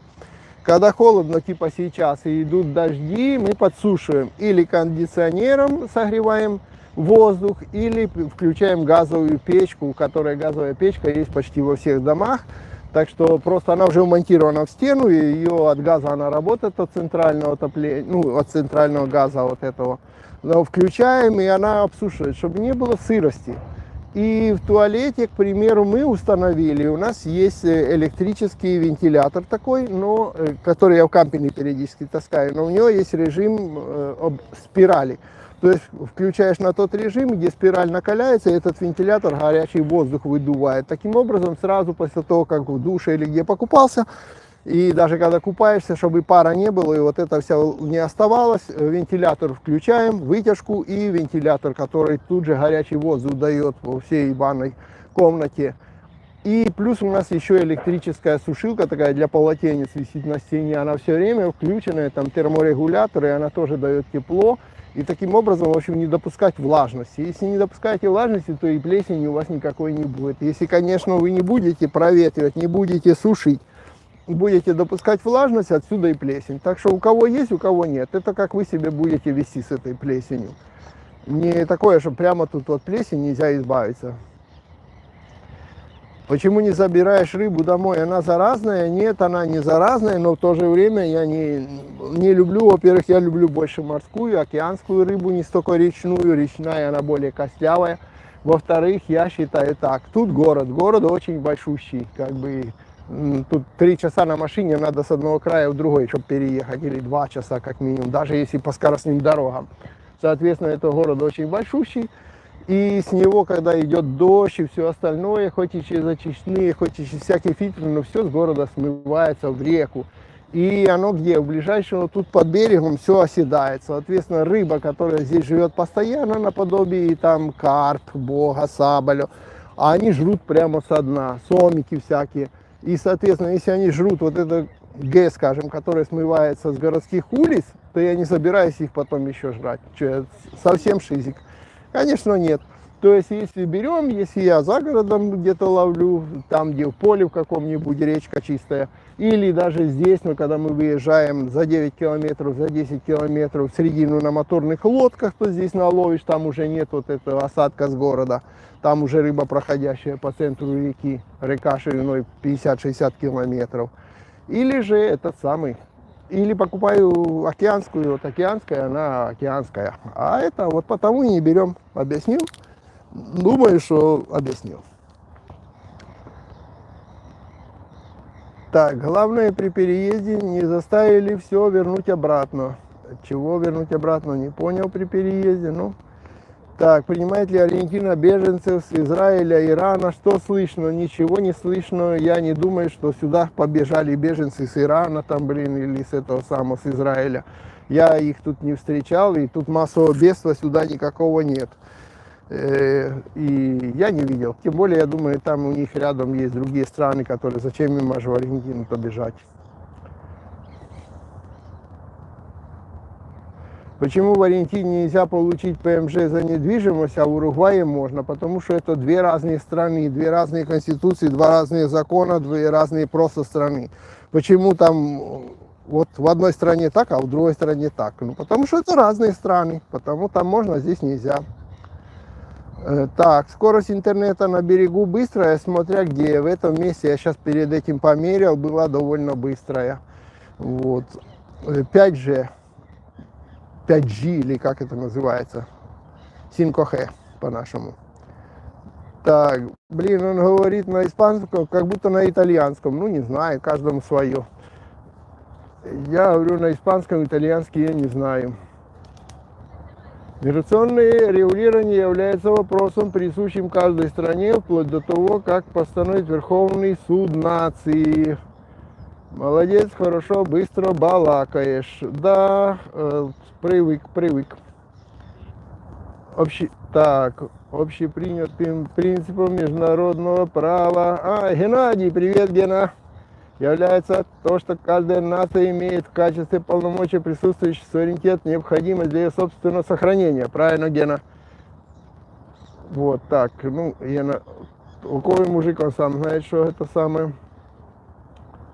Так, не балакаешь, а размовляешь, балакает на Кубани, месяц покрутишься в окружении, как прорвется чакра разговорки. Ну, не знаю, меня через месяц не прорвалась чакра, ну, где-то месяцев через 7 точно. Уже как бы это перестал бояться разговаривать и начал, как говорят, чирикать, как тот попугай, блин, который он там. Сколько живете в Аргентине? Ну, в принципе, 30 лет мы живем в Аргентине. Мы приехали сюда в 96-м году прошлого века. Ахаха, дядя Леня шпарит на испанском. Так и есть, ну а как же мне с рыбаками общаться? Это раз, а второе, ну, может, кто и не знает, бо там некоторым нет, ну, я заблокировал, он просто токсичный какой-то, там все время пытался мне доказывать про языки, про херяки, про то, про все, про пятое, про десятое. Ребята, я, во-первых, живу очень давно, во-вторых, я еще и занимаюсь компьютерным ремонтом, это уже, ну, где-то лет 15 официальный мой, как бы, работа является компьютерный сервис, соответственно, мне надо разговаривать с клиентами и всем остальным, правильно? То есть это не только ремонт компьютеров, сборка компьютеров, ремонт компьютеров, сети, сервера, безопасность компьютерная, программы и все такое, магазины, интернет-магазины, вот, почта, ну, такое, почтовые сервера. Это хоть вам может и показаться, что нет, но это моя работа. Так что надо знать испанский. Во-вторых, я увлекаюсь рыбалкой, это мой отдых, это не основное занятие, это мой отдых. Я вчера занимался целый день и позавчера компьютерами, сегодня решил отдохнуть. Завтра снова у меня компьютерная тематика до понедельника. Вот. И я снимаю и веду канал на рыбацкий на испанском языке, и один канал веду на испанском языке компьютерный. На испанском языке у меня там 140 тысяч подписчиков, если людям нравится, и они со мной свободно общаются, вот тут почти все это мои подписчики на испанском, соответственно, как-то же я же объясняюсь с ними, правильно? Вот, иначе вряд ли бы я вел себе каналы на испанском языке. И люди понимают, как один написал на компьютерном, вот вчера я как раз там отвечал на комментарии на компьютерном канале, ну там за одно объяснение, которое я там рассказывал, он говорит, блин, говорит, не пойму, как он говорит, понятливее, ну, более понятно объясняет, говорит, нам на испанском языке, более понятно, чем говорит те, которые родились здесь, и они, говорит, так понятно не могут нам объяснить, чтобы мы поняли, как по сравнению с ним, который говорит, как бы, ну, как бы иммигрант.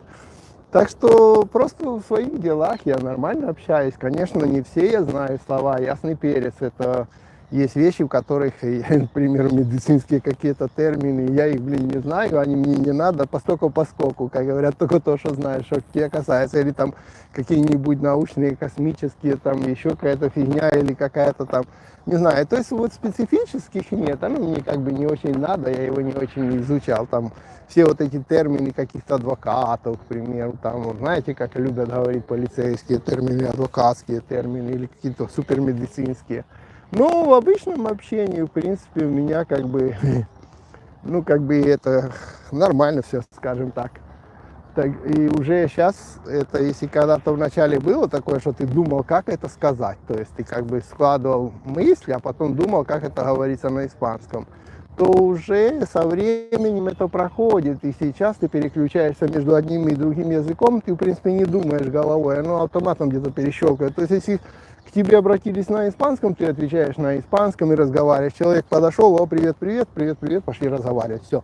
То есть ты не думаешь, что он тебе говорит, как теперь на это ответить, ты не начинаешь вот эти переводы там строить. Просто ты как бы знаешь и знаешь этот язык, ты с ним общаешься так. Тебе подошли, начал на русском вести стрим, ты переключаешься быстро на русский. Сейчас будут на украинском, я и на украинском, в принципе, могу. Но, конечно, наверное, не все слова правильно выговорю, потому не хочу это самое начинать как бы смешить народ. Но прекрасно понимаю и все остальное. Может, конечно, уже так как это давно не общался прямо на этом, то может, конечно, какие-то ошибки будут.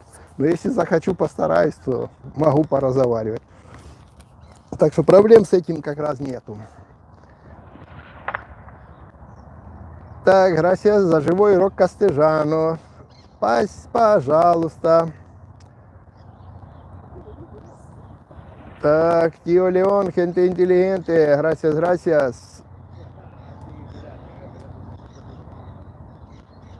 Вот, буду локалисом, кампесиносом заборы красить или... Кстати, нормальная работа, честно.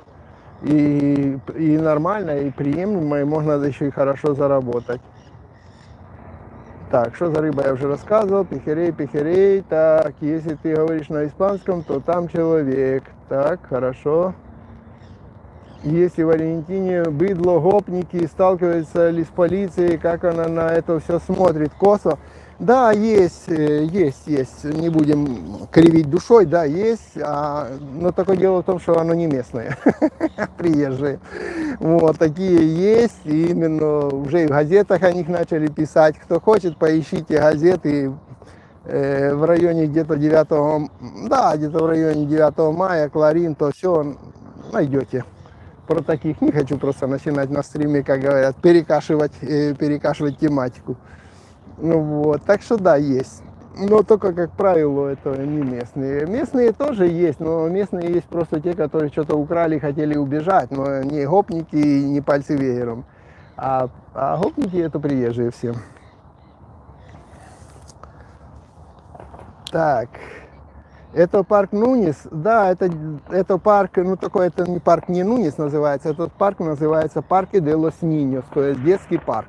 Но он находится, да, за Нунисом, на краю Нуниса и в начале Висенте Лопеса. Висенте Лопес это уже пригород Буэнос-Айреса. Вот я вам сейчас покажу и чуть-чуть расскажу. Вот смотрите, видите, за мужиком вон дома стоят, вон дома.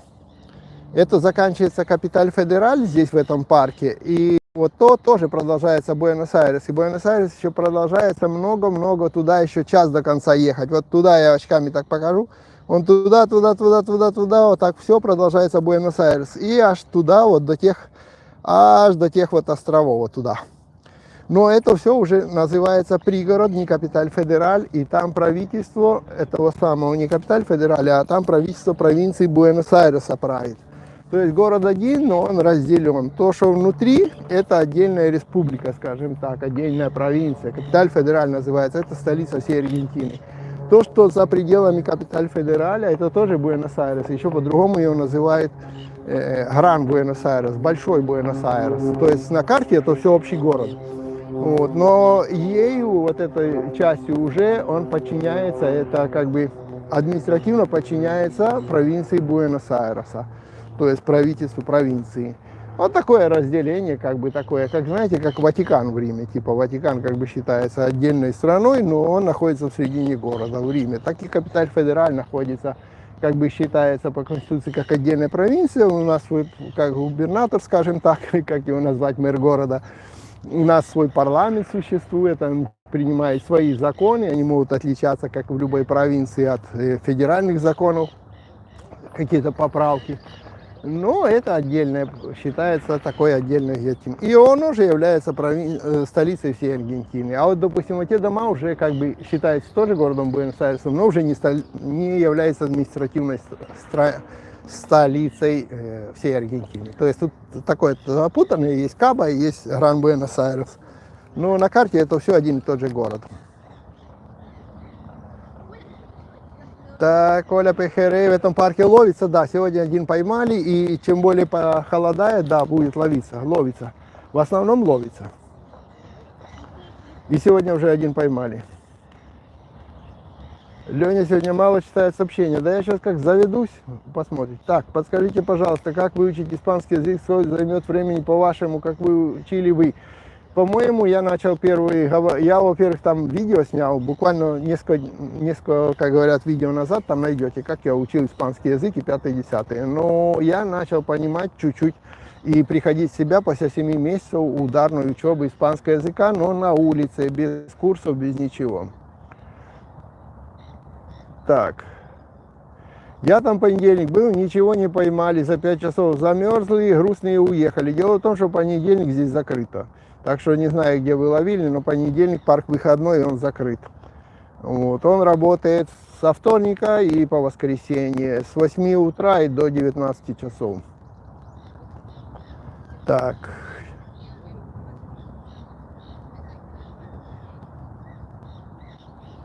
Дима, нравится только честно. Зимой не сильно холодно в домах. Нормально в домах. Если еще чуть-чуть будете топить, так вообще хорошо.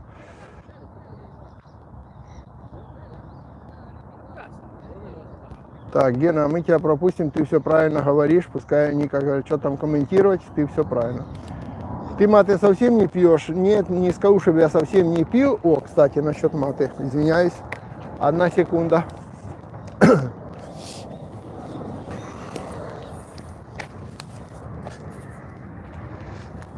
Сменим локацию, потому что я из-за стримов и всего остального даже забудусь об одном хорошем деле – попить кофе. Я маты не то что совсем не пью, я пью, но только с друзьями или когда сильно-сильно захочется, но в принципе я предпочитаю кофе. Вот я с собой беру термос кофе на рыбалку.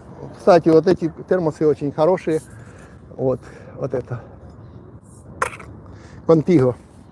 Есть еще там тоже и лучшие даже, но этот тоже один из хороших. И держит долго.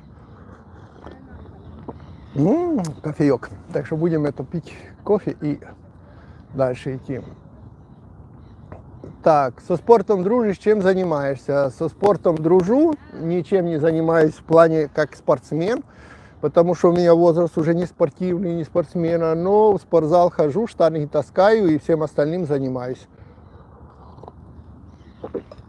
Так что на форме себя держать вполне нормально.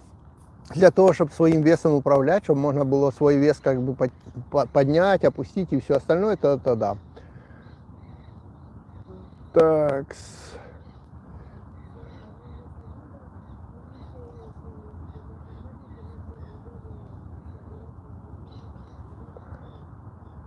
Так, нравится в первую очередь люди, ритм жизни, очень красивая страна, очень разная, от пустынь до тропиков. Буэнос-Айрес очень красивый город, и мне безопасный. Зимой холодновато в домах. Да, но вы протапливаете немножко. Мы, к примеру, в некоторых зимы раз 10 включаем печку за зиму.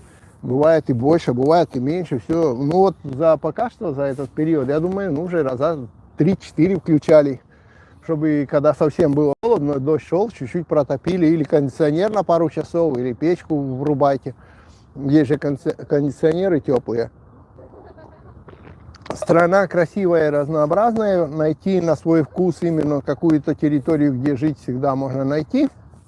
То есть берем так, если посмотреть на карту Аргентины, с одной стороны вы видите Атлантический океан, С другой стороны, напротив, если через всю Аргентину, там будут горы Анды, Чили. Так что вот вам, кому океан, кому горы. Если вы хотите вниз, там будут у вас ледники, и, так сказать, Антарктида, и пингвины, и все остальное. А в другую сторону, если Аргентины посмотреть, то там будут тропики, граничащие с Бразилией. Так что, конечно, на любой вкус есть вот это вот все дело. Знаете, где хочешь жить на океане, живи на океане. Хочешь жить как бы в горах, города в городах. Хочешь в кампо, как мы называем, то есть какой-то поселок, там какой-то пустыня, где там есть поселки 300 километров друг от друга.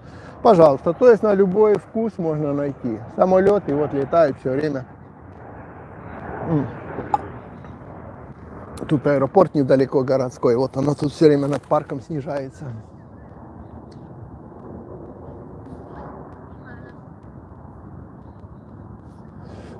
Так. Тут Диму спрашивает. El sonido. Bueno. Спокойно живем, страна хорошая, язык учил в школе языковый первый год. Сейчас с друзьями общаюсь, доучу. В общем, люди очень радуются, когда видят, что ты учишь язык. Ну и правильно. Молодец, Дима.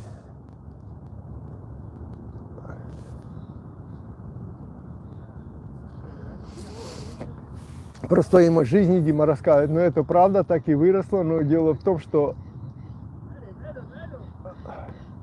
девочка там рыбину поймала и, по-моему, там таскает. Я вам буду показывать и расскажу. Вон там девчушка будет вытаскивать рыбину. Посмотрим потом, какую. Выросла, потому что раньше все прямо вот в Аргентину ехали.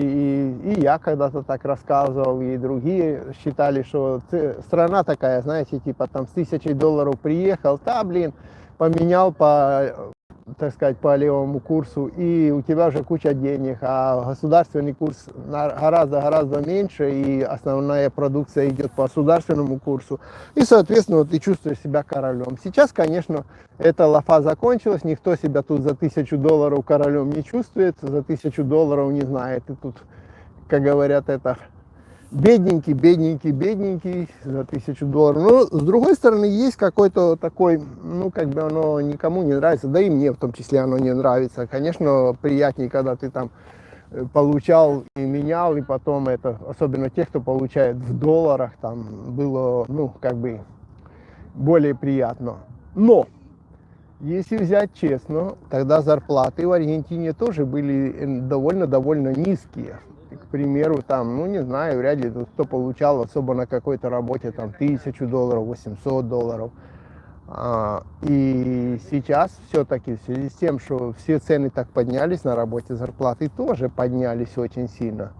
Так, меня уже ждут, мы пойдем пофоткаемся, вы пока понаблюдайте, а то человек будет как бы ждать меня. ¿Quieres sacarnos fotos? Por favor. Sí, no hay ningún problema. Esto, hasta que el teléfono, Ya se estuvo buscando la aplicación, Sí. buscarse ¿cómo se llama? ¿Cómo es? La camarita. Sí. Ahí está. Maestro, es un maestro. Ahí está, ¿sacaste? Ahí está. Sacale de este lado porque el sol mira cómo viene, ¿viste? Este la tiene clarinete. Vos sabés que me miro todos los programas rusos, miro los programas de los camiones, Ajá. de allá de la nieve que se cagan de frío. Pero todo por vos, enganchamos todo con lo de las tapitas, ¿viste? Y después empecé a seguir, ¿viste? En el YouTube, toda la movida de los rusos, ¿viste? Las Sí. cosas que hacen, las conservas, toda la cultura de ustedes, ¿viste? Claro, y yo tengo otro canal por ruso sobre vida en Argentina, donde también tengo más o menos 100.000 suscriptores y justo ahí estoy transmitiendo y charlando, ¿viste? Claro. Cómo está pasando con nuevas leyes, que es migratoria, Claro. que esto, que otra, no, como todos, ¿no? Está bárbaro, De está precios. ¿Qué lugares? Después miro unos chicos también que son... El de las casas. Hay unos flacos que tienen unas casas, carpas, hacen en la nieve, es una parejita. Sí, sí. Pero con todos los chiches, todo, lanchita, ¿viste? no puede ser que tengan este abierto tipo allá, Y, ¿viste? Está espectacular. y muchos me preguntan, ¿y cómo argentinos dice, viste, está con inmigrantes? ¿Se enoja, no se enoja? Yo dije, no, acá, país abierto, digamos, ¿no? De gentes, otro lado de no gentes va. normales. Acá digo que no divide, por ejemplo, por rusos, ucranianos, chinos. Acá divide o una persona normal o es un idiota. Idiota Claro, puede sí, estar de cualquier sí, nacionalidad. sí, sí. Y sí, Sí, pero bueno, si en no, otro la lado verdad vas, que no te dejan ni entrar. Claro. Acá tenés de todo. no, espectacular, la verdad. Yo me miro todo, me gusta la cultura toda de ustedes allá, ¿viste? Me gusta, qué sé yo. Gracias. Porque acá, acá nos venden todos los yanquis, ¿viste? Toda la cultura americana, ¿viste? Claro. Y hay otras cosas, ¿me entendés? Para mirar, ¿viste? Y ver, ¿viste? Entonces, no, por eso miraba los camiones, esos, los Tata, esas cosas raras que tienen con oruga. ¿Qué los meten adentro del barrio? ¿Viste? Los camiones que por ahí lo dejan tirado 10 meses ahí que no. Sí, sí. ¿Viste? Y los hacen arrancar, ¿viste? Sí, Esas tortugas 4x4. viejas. Vos decís, claro, esas 4x4, ¿viste? Y yo, ay, la valió, ¿viste? Por eso, allá te venden toda la Yanquilandia, te venden toda, pero allá, mirá ¿cómo se las arreglan estos tipos, ¿viste? La ingeniosidad que para cortar los troncos, las boludeces esas que arman, ¿viste? Con 3 fierros te arman una hueva para cortar los troncos para la leña, para el frío, ¿viste? Claro. Ah, pero está bárbaro, está bárbaro. León, que andes Nos bien. vemos la En próxima cualquier con la, momento. con la caña. Sí, ya me vamos a tener la cañita, ¿viste? Bueno, Que chao. andes bien, gracias, hasta luego. A ustedes. Chao, maestro, hasta luego. Пообщались? Ладно. Заодно увидите, как аргентинцы относятся к людям и ко всем. И кто понимал, о чем мы говорили, я даже спросил, как аргентинцы относятся к иммигрантам, и они подтвердили, что да, они их различают только или нормальные, или идиоты. Так. Дима, у вас комары там есть? Да, у нас есть комары, особенно в сезон. Но это не круглый год. Комары в основном имеют свой сезон.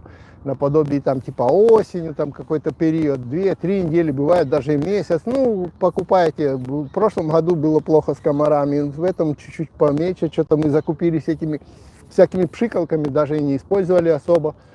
Так что да, комары есть, но это не самое страшное и не самое, как говорят, из-за чего там страдать. Как жизнь пойдет, так, лет 5 я даже не думал, что окажусь в Аргентине. Я тоже, когда сюда ехал, я думал, что поеду на годик, посмотрю, как что, да вот на 30 и остался. Так.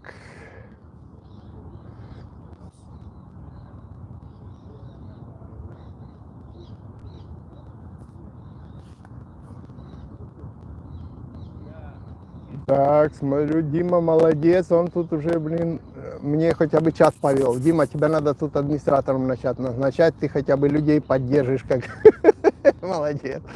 Ой, так.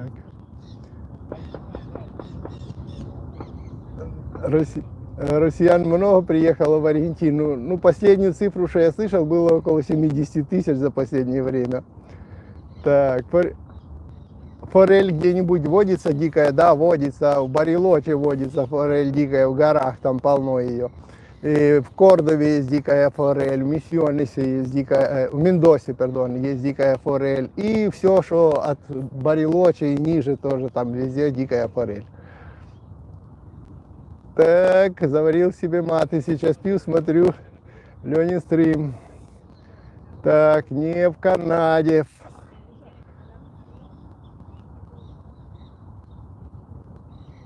В Аргентине воинская служба не обязательная? Нет, не обязательная. Клюет, изредка клюет. В Кордове тоже такая влажность. В Кордове своеобразная температура. Я, конечно, не очень долго там был, но там своеобразная. Там как бы, особенно там, где горы, там, допустим, днем может быть, к примеру, 30 градусов, 25-28, потом бах, солнце село за горы, хоба, минус, температура минусовая. Так что там своеобразно очень.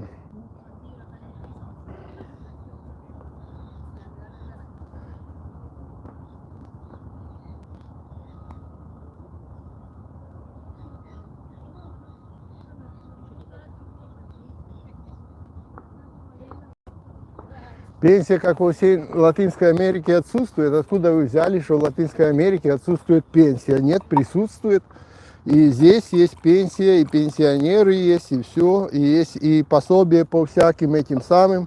И даже тут такая пенсия, что, ну, сейчас она, конечно, в долларовом отношении меньше, чем когда-то была. Но когда-то была тут и $600 пенсия, когда люди, ну, раньше, теперь поменьше будет, но, думаю, наладится. Так что нет, присутствует.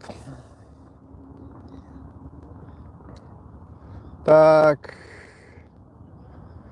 хлопья овсяные есть продажи хлопья овсяные, авена. Так, за наличные граждане РФ могут купить недвижимость в Аргентине? Не знаю, думаю, что могут. Привет с севера Канады, Виктор, спасибо. В Больсон русские есть смысл ехать жить, как там, расскажите, пожалуйста. Больсон, вообще-то там больше, по-моему, немцев. Но думаю, что русские сейчас везде есть, во всех городах Аргентины. Так что, а жить там красиво, но единственное, что там, как и в Барилоче, так и в Больсоне, надо знать, чем ты будешь заниматься. Вот прикинь, это такой горный городок, который в горах, который, в принципе, на туризм заточен. На всякий лыжный туризм, горный туризм, вот это все. И когда не сезон, чем там будешь заниматься, и зима там жесткая. Так что, если знаешь чем, то да, можно жить и в Больсоне. Так, вы писали, что нельзя вести технику из коробок. Можно уточнить, пожалуйста? Блин, я не писал, это мне написала моя подруга интеллигенция. Это искусственный интеллект написал. Я сам потом уже ржал там с этих коробок, там все обсуждают эти коробки. Это искусственный интеллект написал, это не я, так что все, простите. У меня есть секретарь, он периодически... Она написала, я не проконтролировал. Но зато прикольно. Зато все начали обсуждать эти коробки.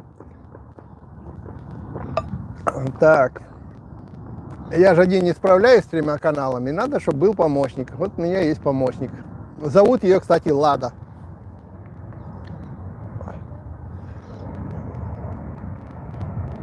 Так.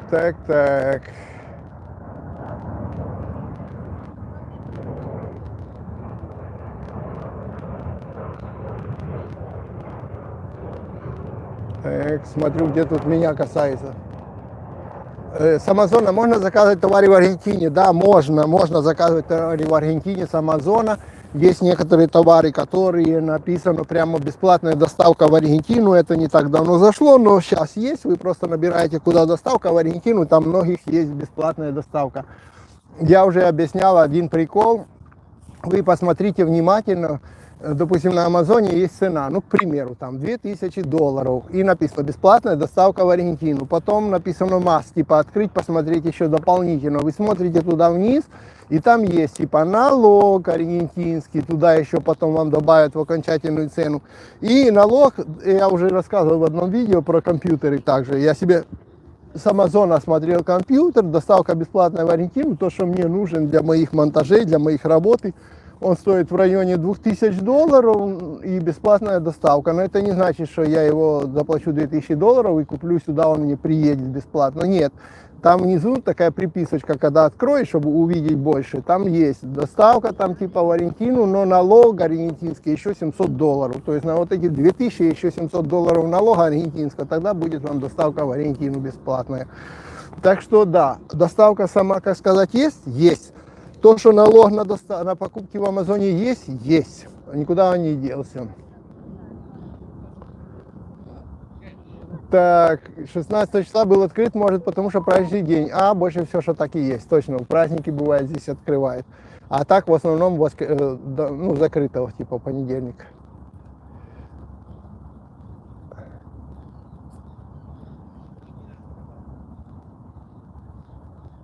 Так. Рад вас видеть. Привет вам от Макса Карпятника. О, привет, Макс. Макс Карпятник. Скоро надо ехать снова на Рио Солядо половить. Погонять там Макс Карпов. Привет из Ленинграда. Год прожил в Кабо на Риобамбе. Приветик. Здравствуйте. Какая у вас сейчас погода? Разгар зимы. Ну, не то, что прямо разгар, но погода у нас вот такая. Смотрите, вот за мной видно, какая погода, видите? Вот, я снял куртку, пришел утром в куртке, потому что было прохладно, но теперь я куртку снял. В общем, майка и вот эта вот штука на мне, и все, больше ничего нету. И, ну, погода где-то градусов 15 днем, 14-15 градусов тепла. Ну и вот солнце, видите, никаких тучек. Вот погода вот такая. Вот. Вот там, аж до Уругвая никаких туч нету. Зима еще не наступила, будет 21 июня, так и есть. Затраты на пенсию в Аргентине уменьшились с 12 до 6,7, бюджет, говорите, обратное. Причем тут я говорю обратное, я ничего тут не говорю обратное. Я говорю, что раньше пенсии были еще больше при прошлом правительстве. При этом, когда тут все так переменилось, пенсии стали меньше. Раньше были и по $600 пенсии, сейчас, наверное, где-то в районе 300 минимальная пенсия, приблизительно $300. Почему это я говорю? Потому что я недавно собирался идти на пенсию, но не пошел. По одной простой причине, там есть видео, как мне типа пенсию не дали. По одной простой причине, что я ошибся в своих расчетах. То есть здесь для того, чтобы тебе дали пенсию, ты должен 30 лет стажа иметь. А у меня оказалось там 27 с копейками. То есть 2 года и сколько-то месяцев не хватает. По одной простой причине, что я просто сам в расчетах ошибся и не посчитал, что там был перерыв между там 2014 годом и 2012 годом. Там как бы я не платил пенсионный фонд. Из-за того мне порекомендовали походить еще пару лет, чтобы получать полноценную пенсию. И я так и буду делать. И то есть, по-моему, там такой фокус, что если ты уже после 65, то есть ты пенсионного возраста, но пенсию еще не получаешь, то все месяца, которые ты платишь после этого возраста, по-моему, там вообще типа 2 месяца заплатил, за 3 засчитывается. Так что наверняка мне придется, ну не то что, я думаю, что вместо 2 лет и 8 месяцев, наверное, 2 годика мне еще, и тогда я пойду себе на пенсию.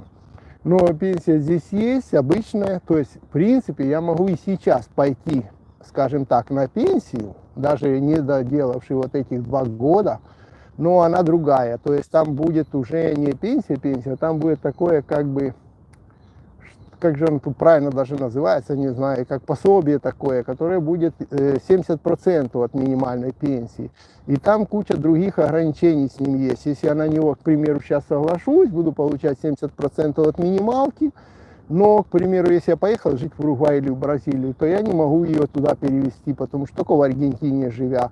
Потом, если, к примеру, кто-то что-то не то твоя семья тоже не будет получать эту пенсию, если кто-то там умер, к примеру.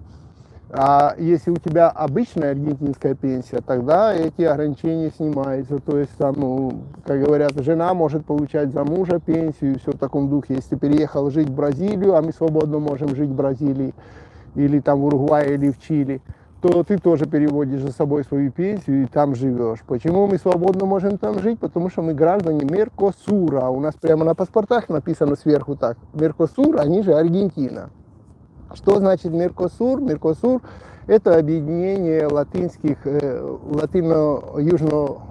южноамериканских стран, не всех, но там основная часть, которые входят в такое объединение, где граждане могут свободно, как говорят, так сказать, путешествовать и могут работать в других странах, по-быстрому оформить там и работать, там мелкое, маленькое оформление, жить на постоянку в других странах. То есть, в принципе, для меня небольшая сложность. Если я захочу жить в Бразилии, переехать в Бразилию с паспортом Аргентины, Меркосура и просто там жить и работать. И получать там свою пенсию. Ну, к примеру, если мало ли по каким-то причинам тут что-то не так сложится, я захочу жить в Бразилии. Ну, или в Чили, там, или там вот в Уругвае. И так же само чилийцы, бразильцы, уругвайцы. Некоторые недопонимают и начинают спорить. А вот почему соседние страны, они же вот ездят, потому что не в Меркосуре. Потому что это такое объединение, как Евросоюз. Вот есть же Евросоюз, там со страны в страну ездят и живут, и работают, и все у них, как говорят, облегченное такое вот это передвижение и все остальное. Так здесь есть Меркосур пока что. И этот Меркосур, Аргентина, Меркосур. И у нас прямо на паспортах так и написано, Меркосур. Так что все. Вот что хотел рассказать.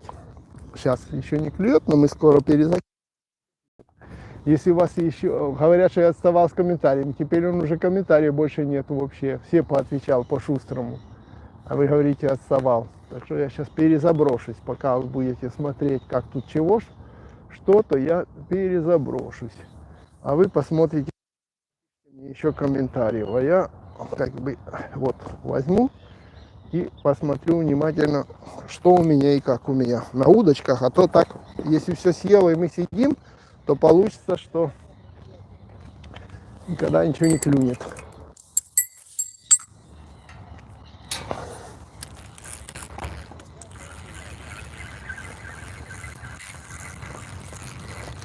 Ну да, чего клевать. Куда клевать, если уже ничего-то нет. Тут днем всегда чуть-чуть перерыв бывает, потом после 4 начинает еще клевать. Но нас это не смущает. Мы сейчас вообще закинемся на дорадо. Сменим какую-нибудь на здоровенную дорадо. Так, это у нас будет на карпа.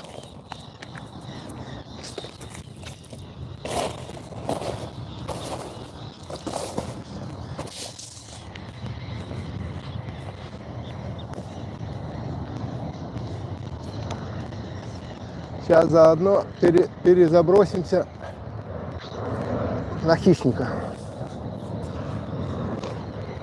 Это на карпа.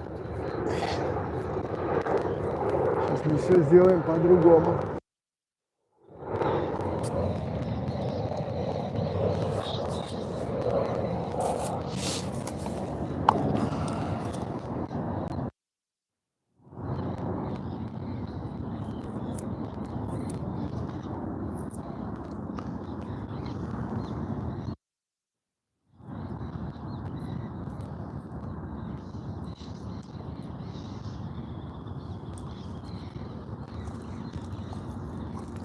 Эй, ветер. Ветер, ветер, мои шарики полетели по всем краям.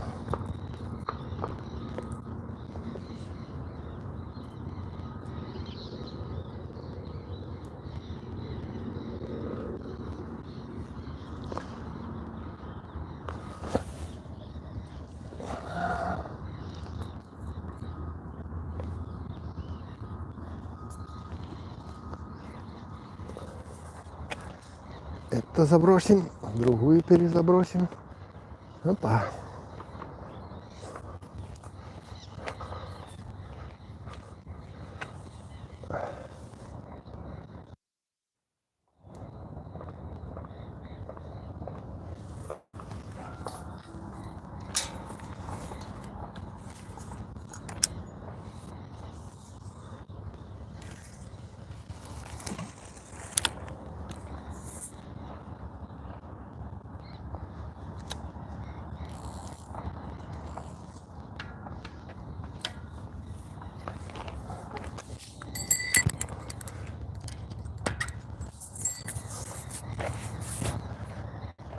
Так, для дорадо.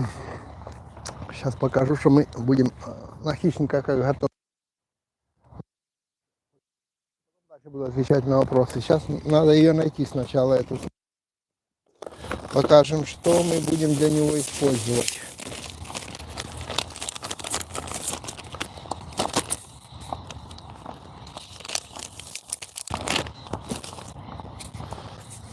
Вот такая.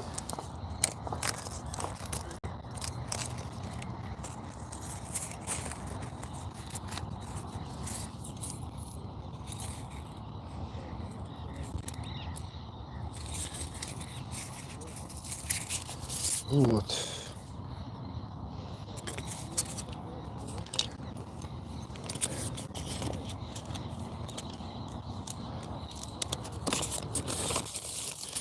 Хищник, если подходит, он за такого размера. Смотрите, сравните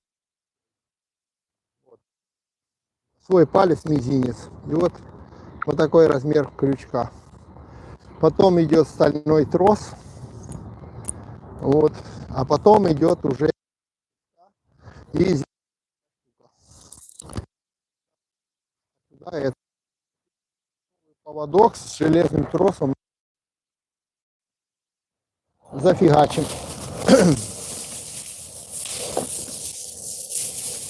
И надо хороший грузик.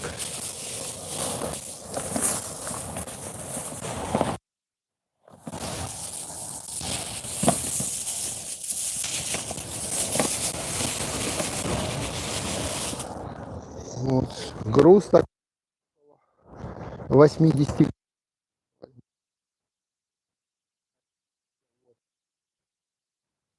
Так, теперь пойдет на нажим.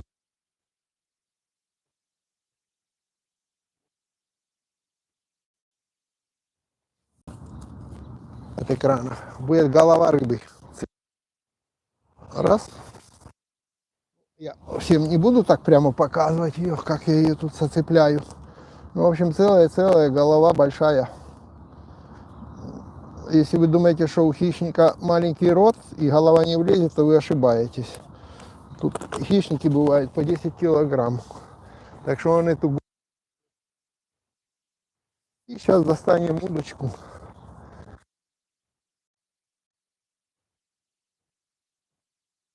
Мой эфир, не знаю чего. Достаем удочку. И забрасываемся.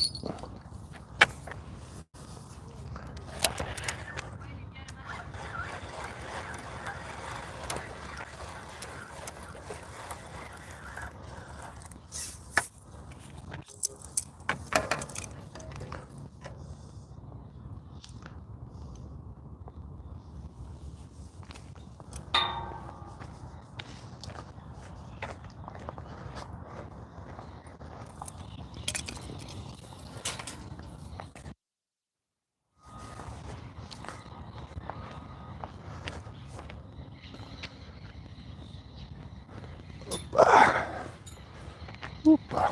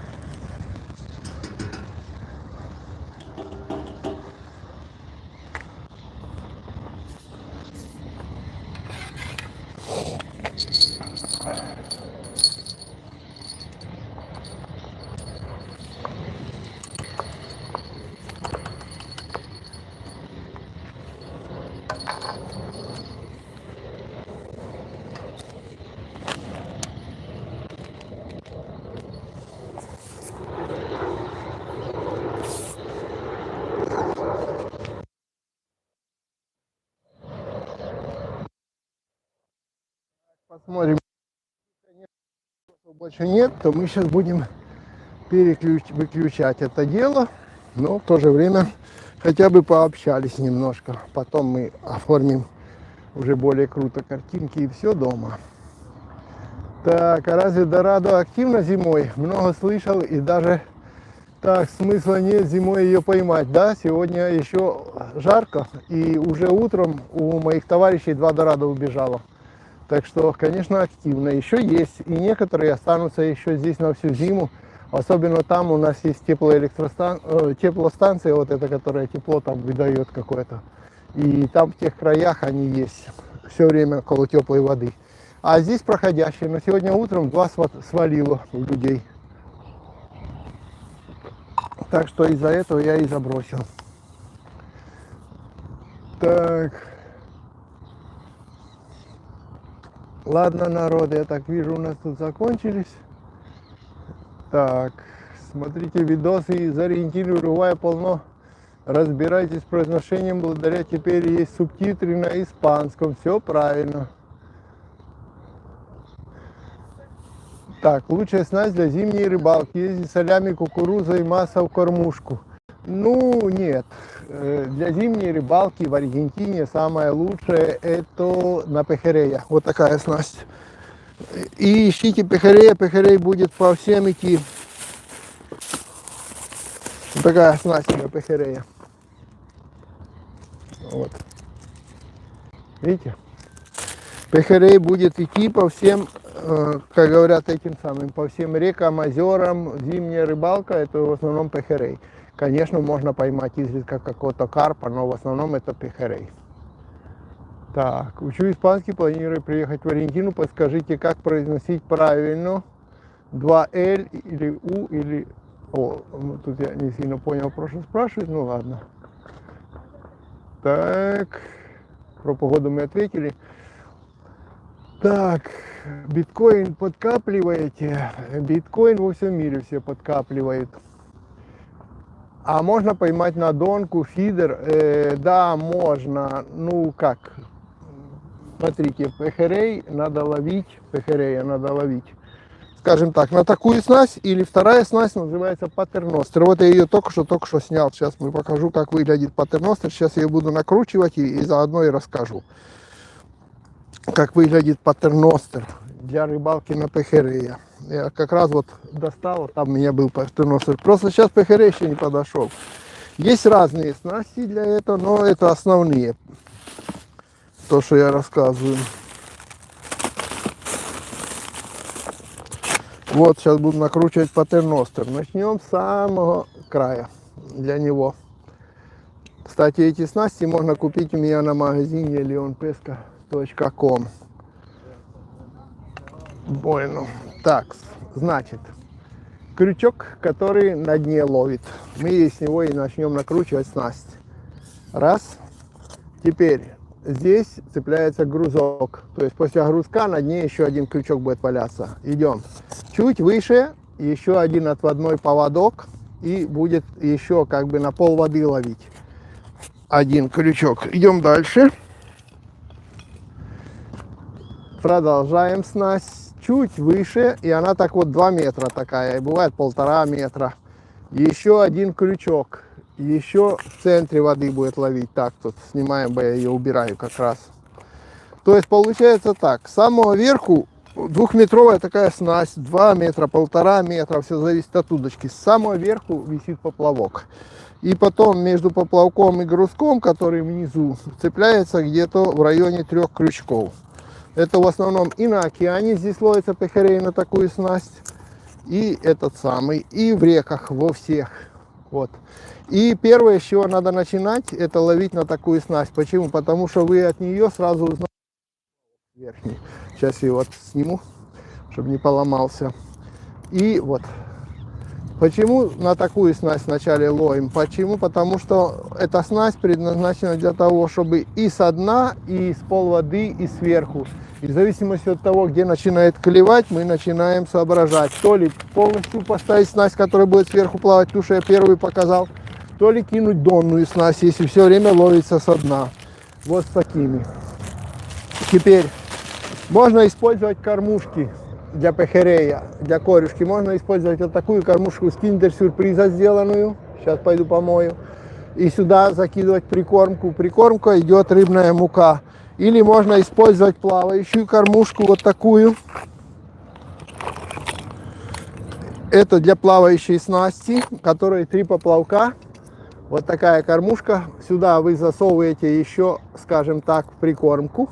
Вот так вот притыкается, и этот поплавок плавает, прикормка отсюда с дырочек высыпается. И за ней в конце еще один крючок. Это для плавающей снасти, которую я первую показал. Прикормка для пехерея тоже уже начали производить. Мой товарищ начал производить прикормку для пехерея. Вот она, видите, для корюшки.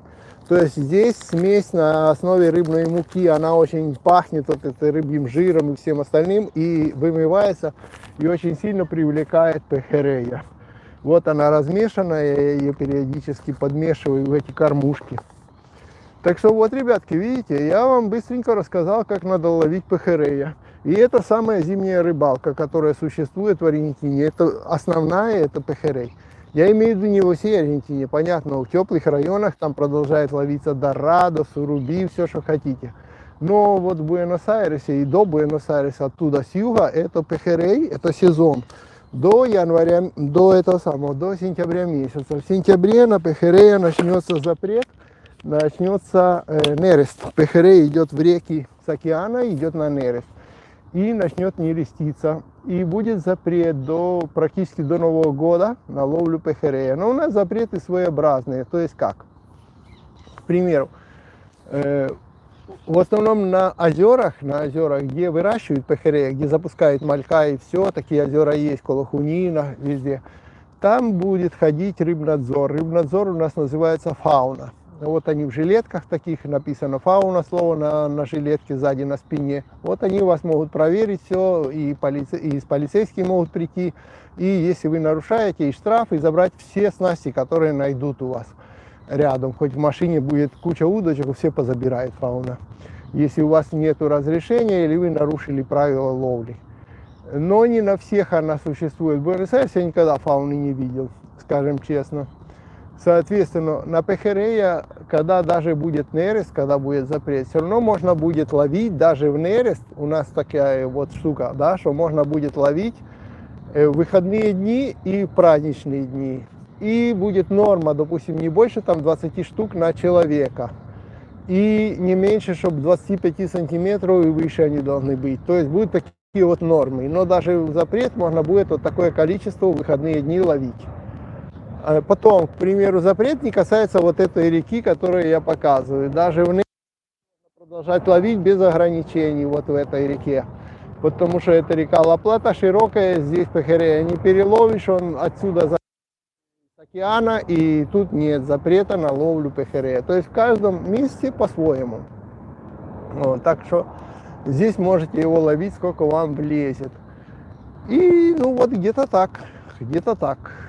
Летом другая рыбалка, летом здесь больше уже все, ну понятно, сомики всякие, все это будет круглый год, а летом тут дорадо, там, бога, вот такие вот рыбалки, знаешь. Но сейчас меньше, сейчас уже остатки, я сегодня только одну богу поймал, дорадо, вот не знаю, забросился, посмотрим. Схватит, может да, может нет, дело такое. Но голова целая для него это очень привлекательно. Я когда-то ловил на каяке здесь, заплыл туда далеко и ловил сомиков. Ну, в общем, ловил, что попадалось, но факт не в том. Я снимал видео, смотрю, удочка вроде шевельнулась. Факт не в том, я хотел о чем рассказать. Когда я выплывал с порта на каяке, охранник в порту, где я каяк держал, там, где яхты держат, там я каяк держал, говорит, ты поедешь на рыбалку, привези рыбы, я возьму.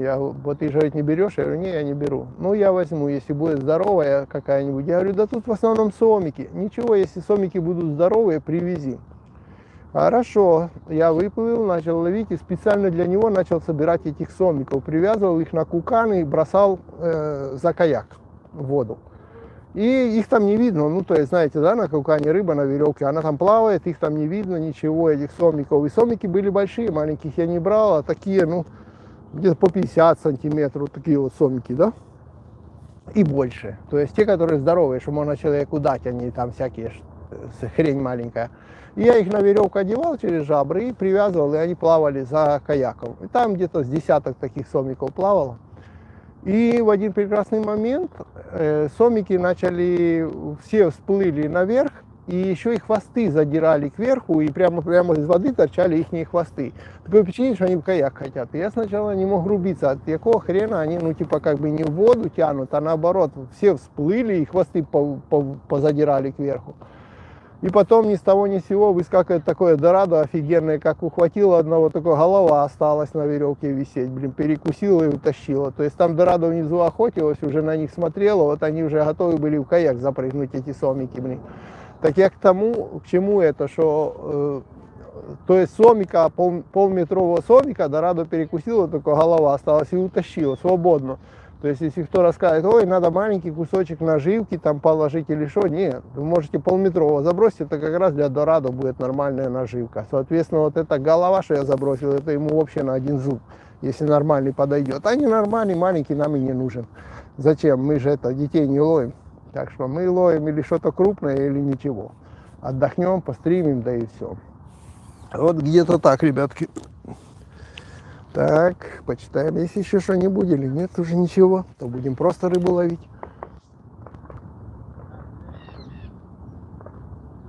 Так. Ладненько, я вижу, уже народ устал, да, и телефон все-таки 2 часа 15 минут, кто его пересматривать будет, этот стрим. Ладно, давайте, всем пока. Сегодня я буду заниматься как бы рыбалкой, еще посижу здесь, понаслаждаюсь, кофейку попью, потом этот самый начну. Кто-то ко мне, девушка идет. Hola. ¿Quieres? Ah, sí. Gracias. Так, девушка мне принесла, они уходят. Ты вас? Bueno, gracias. У нас, видите, рыбаки, когда уходят, приносят друг другу, отдают наживку, спрашивают, если хотите. Ну,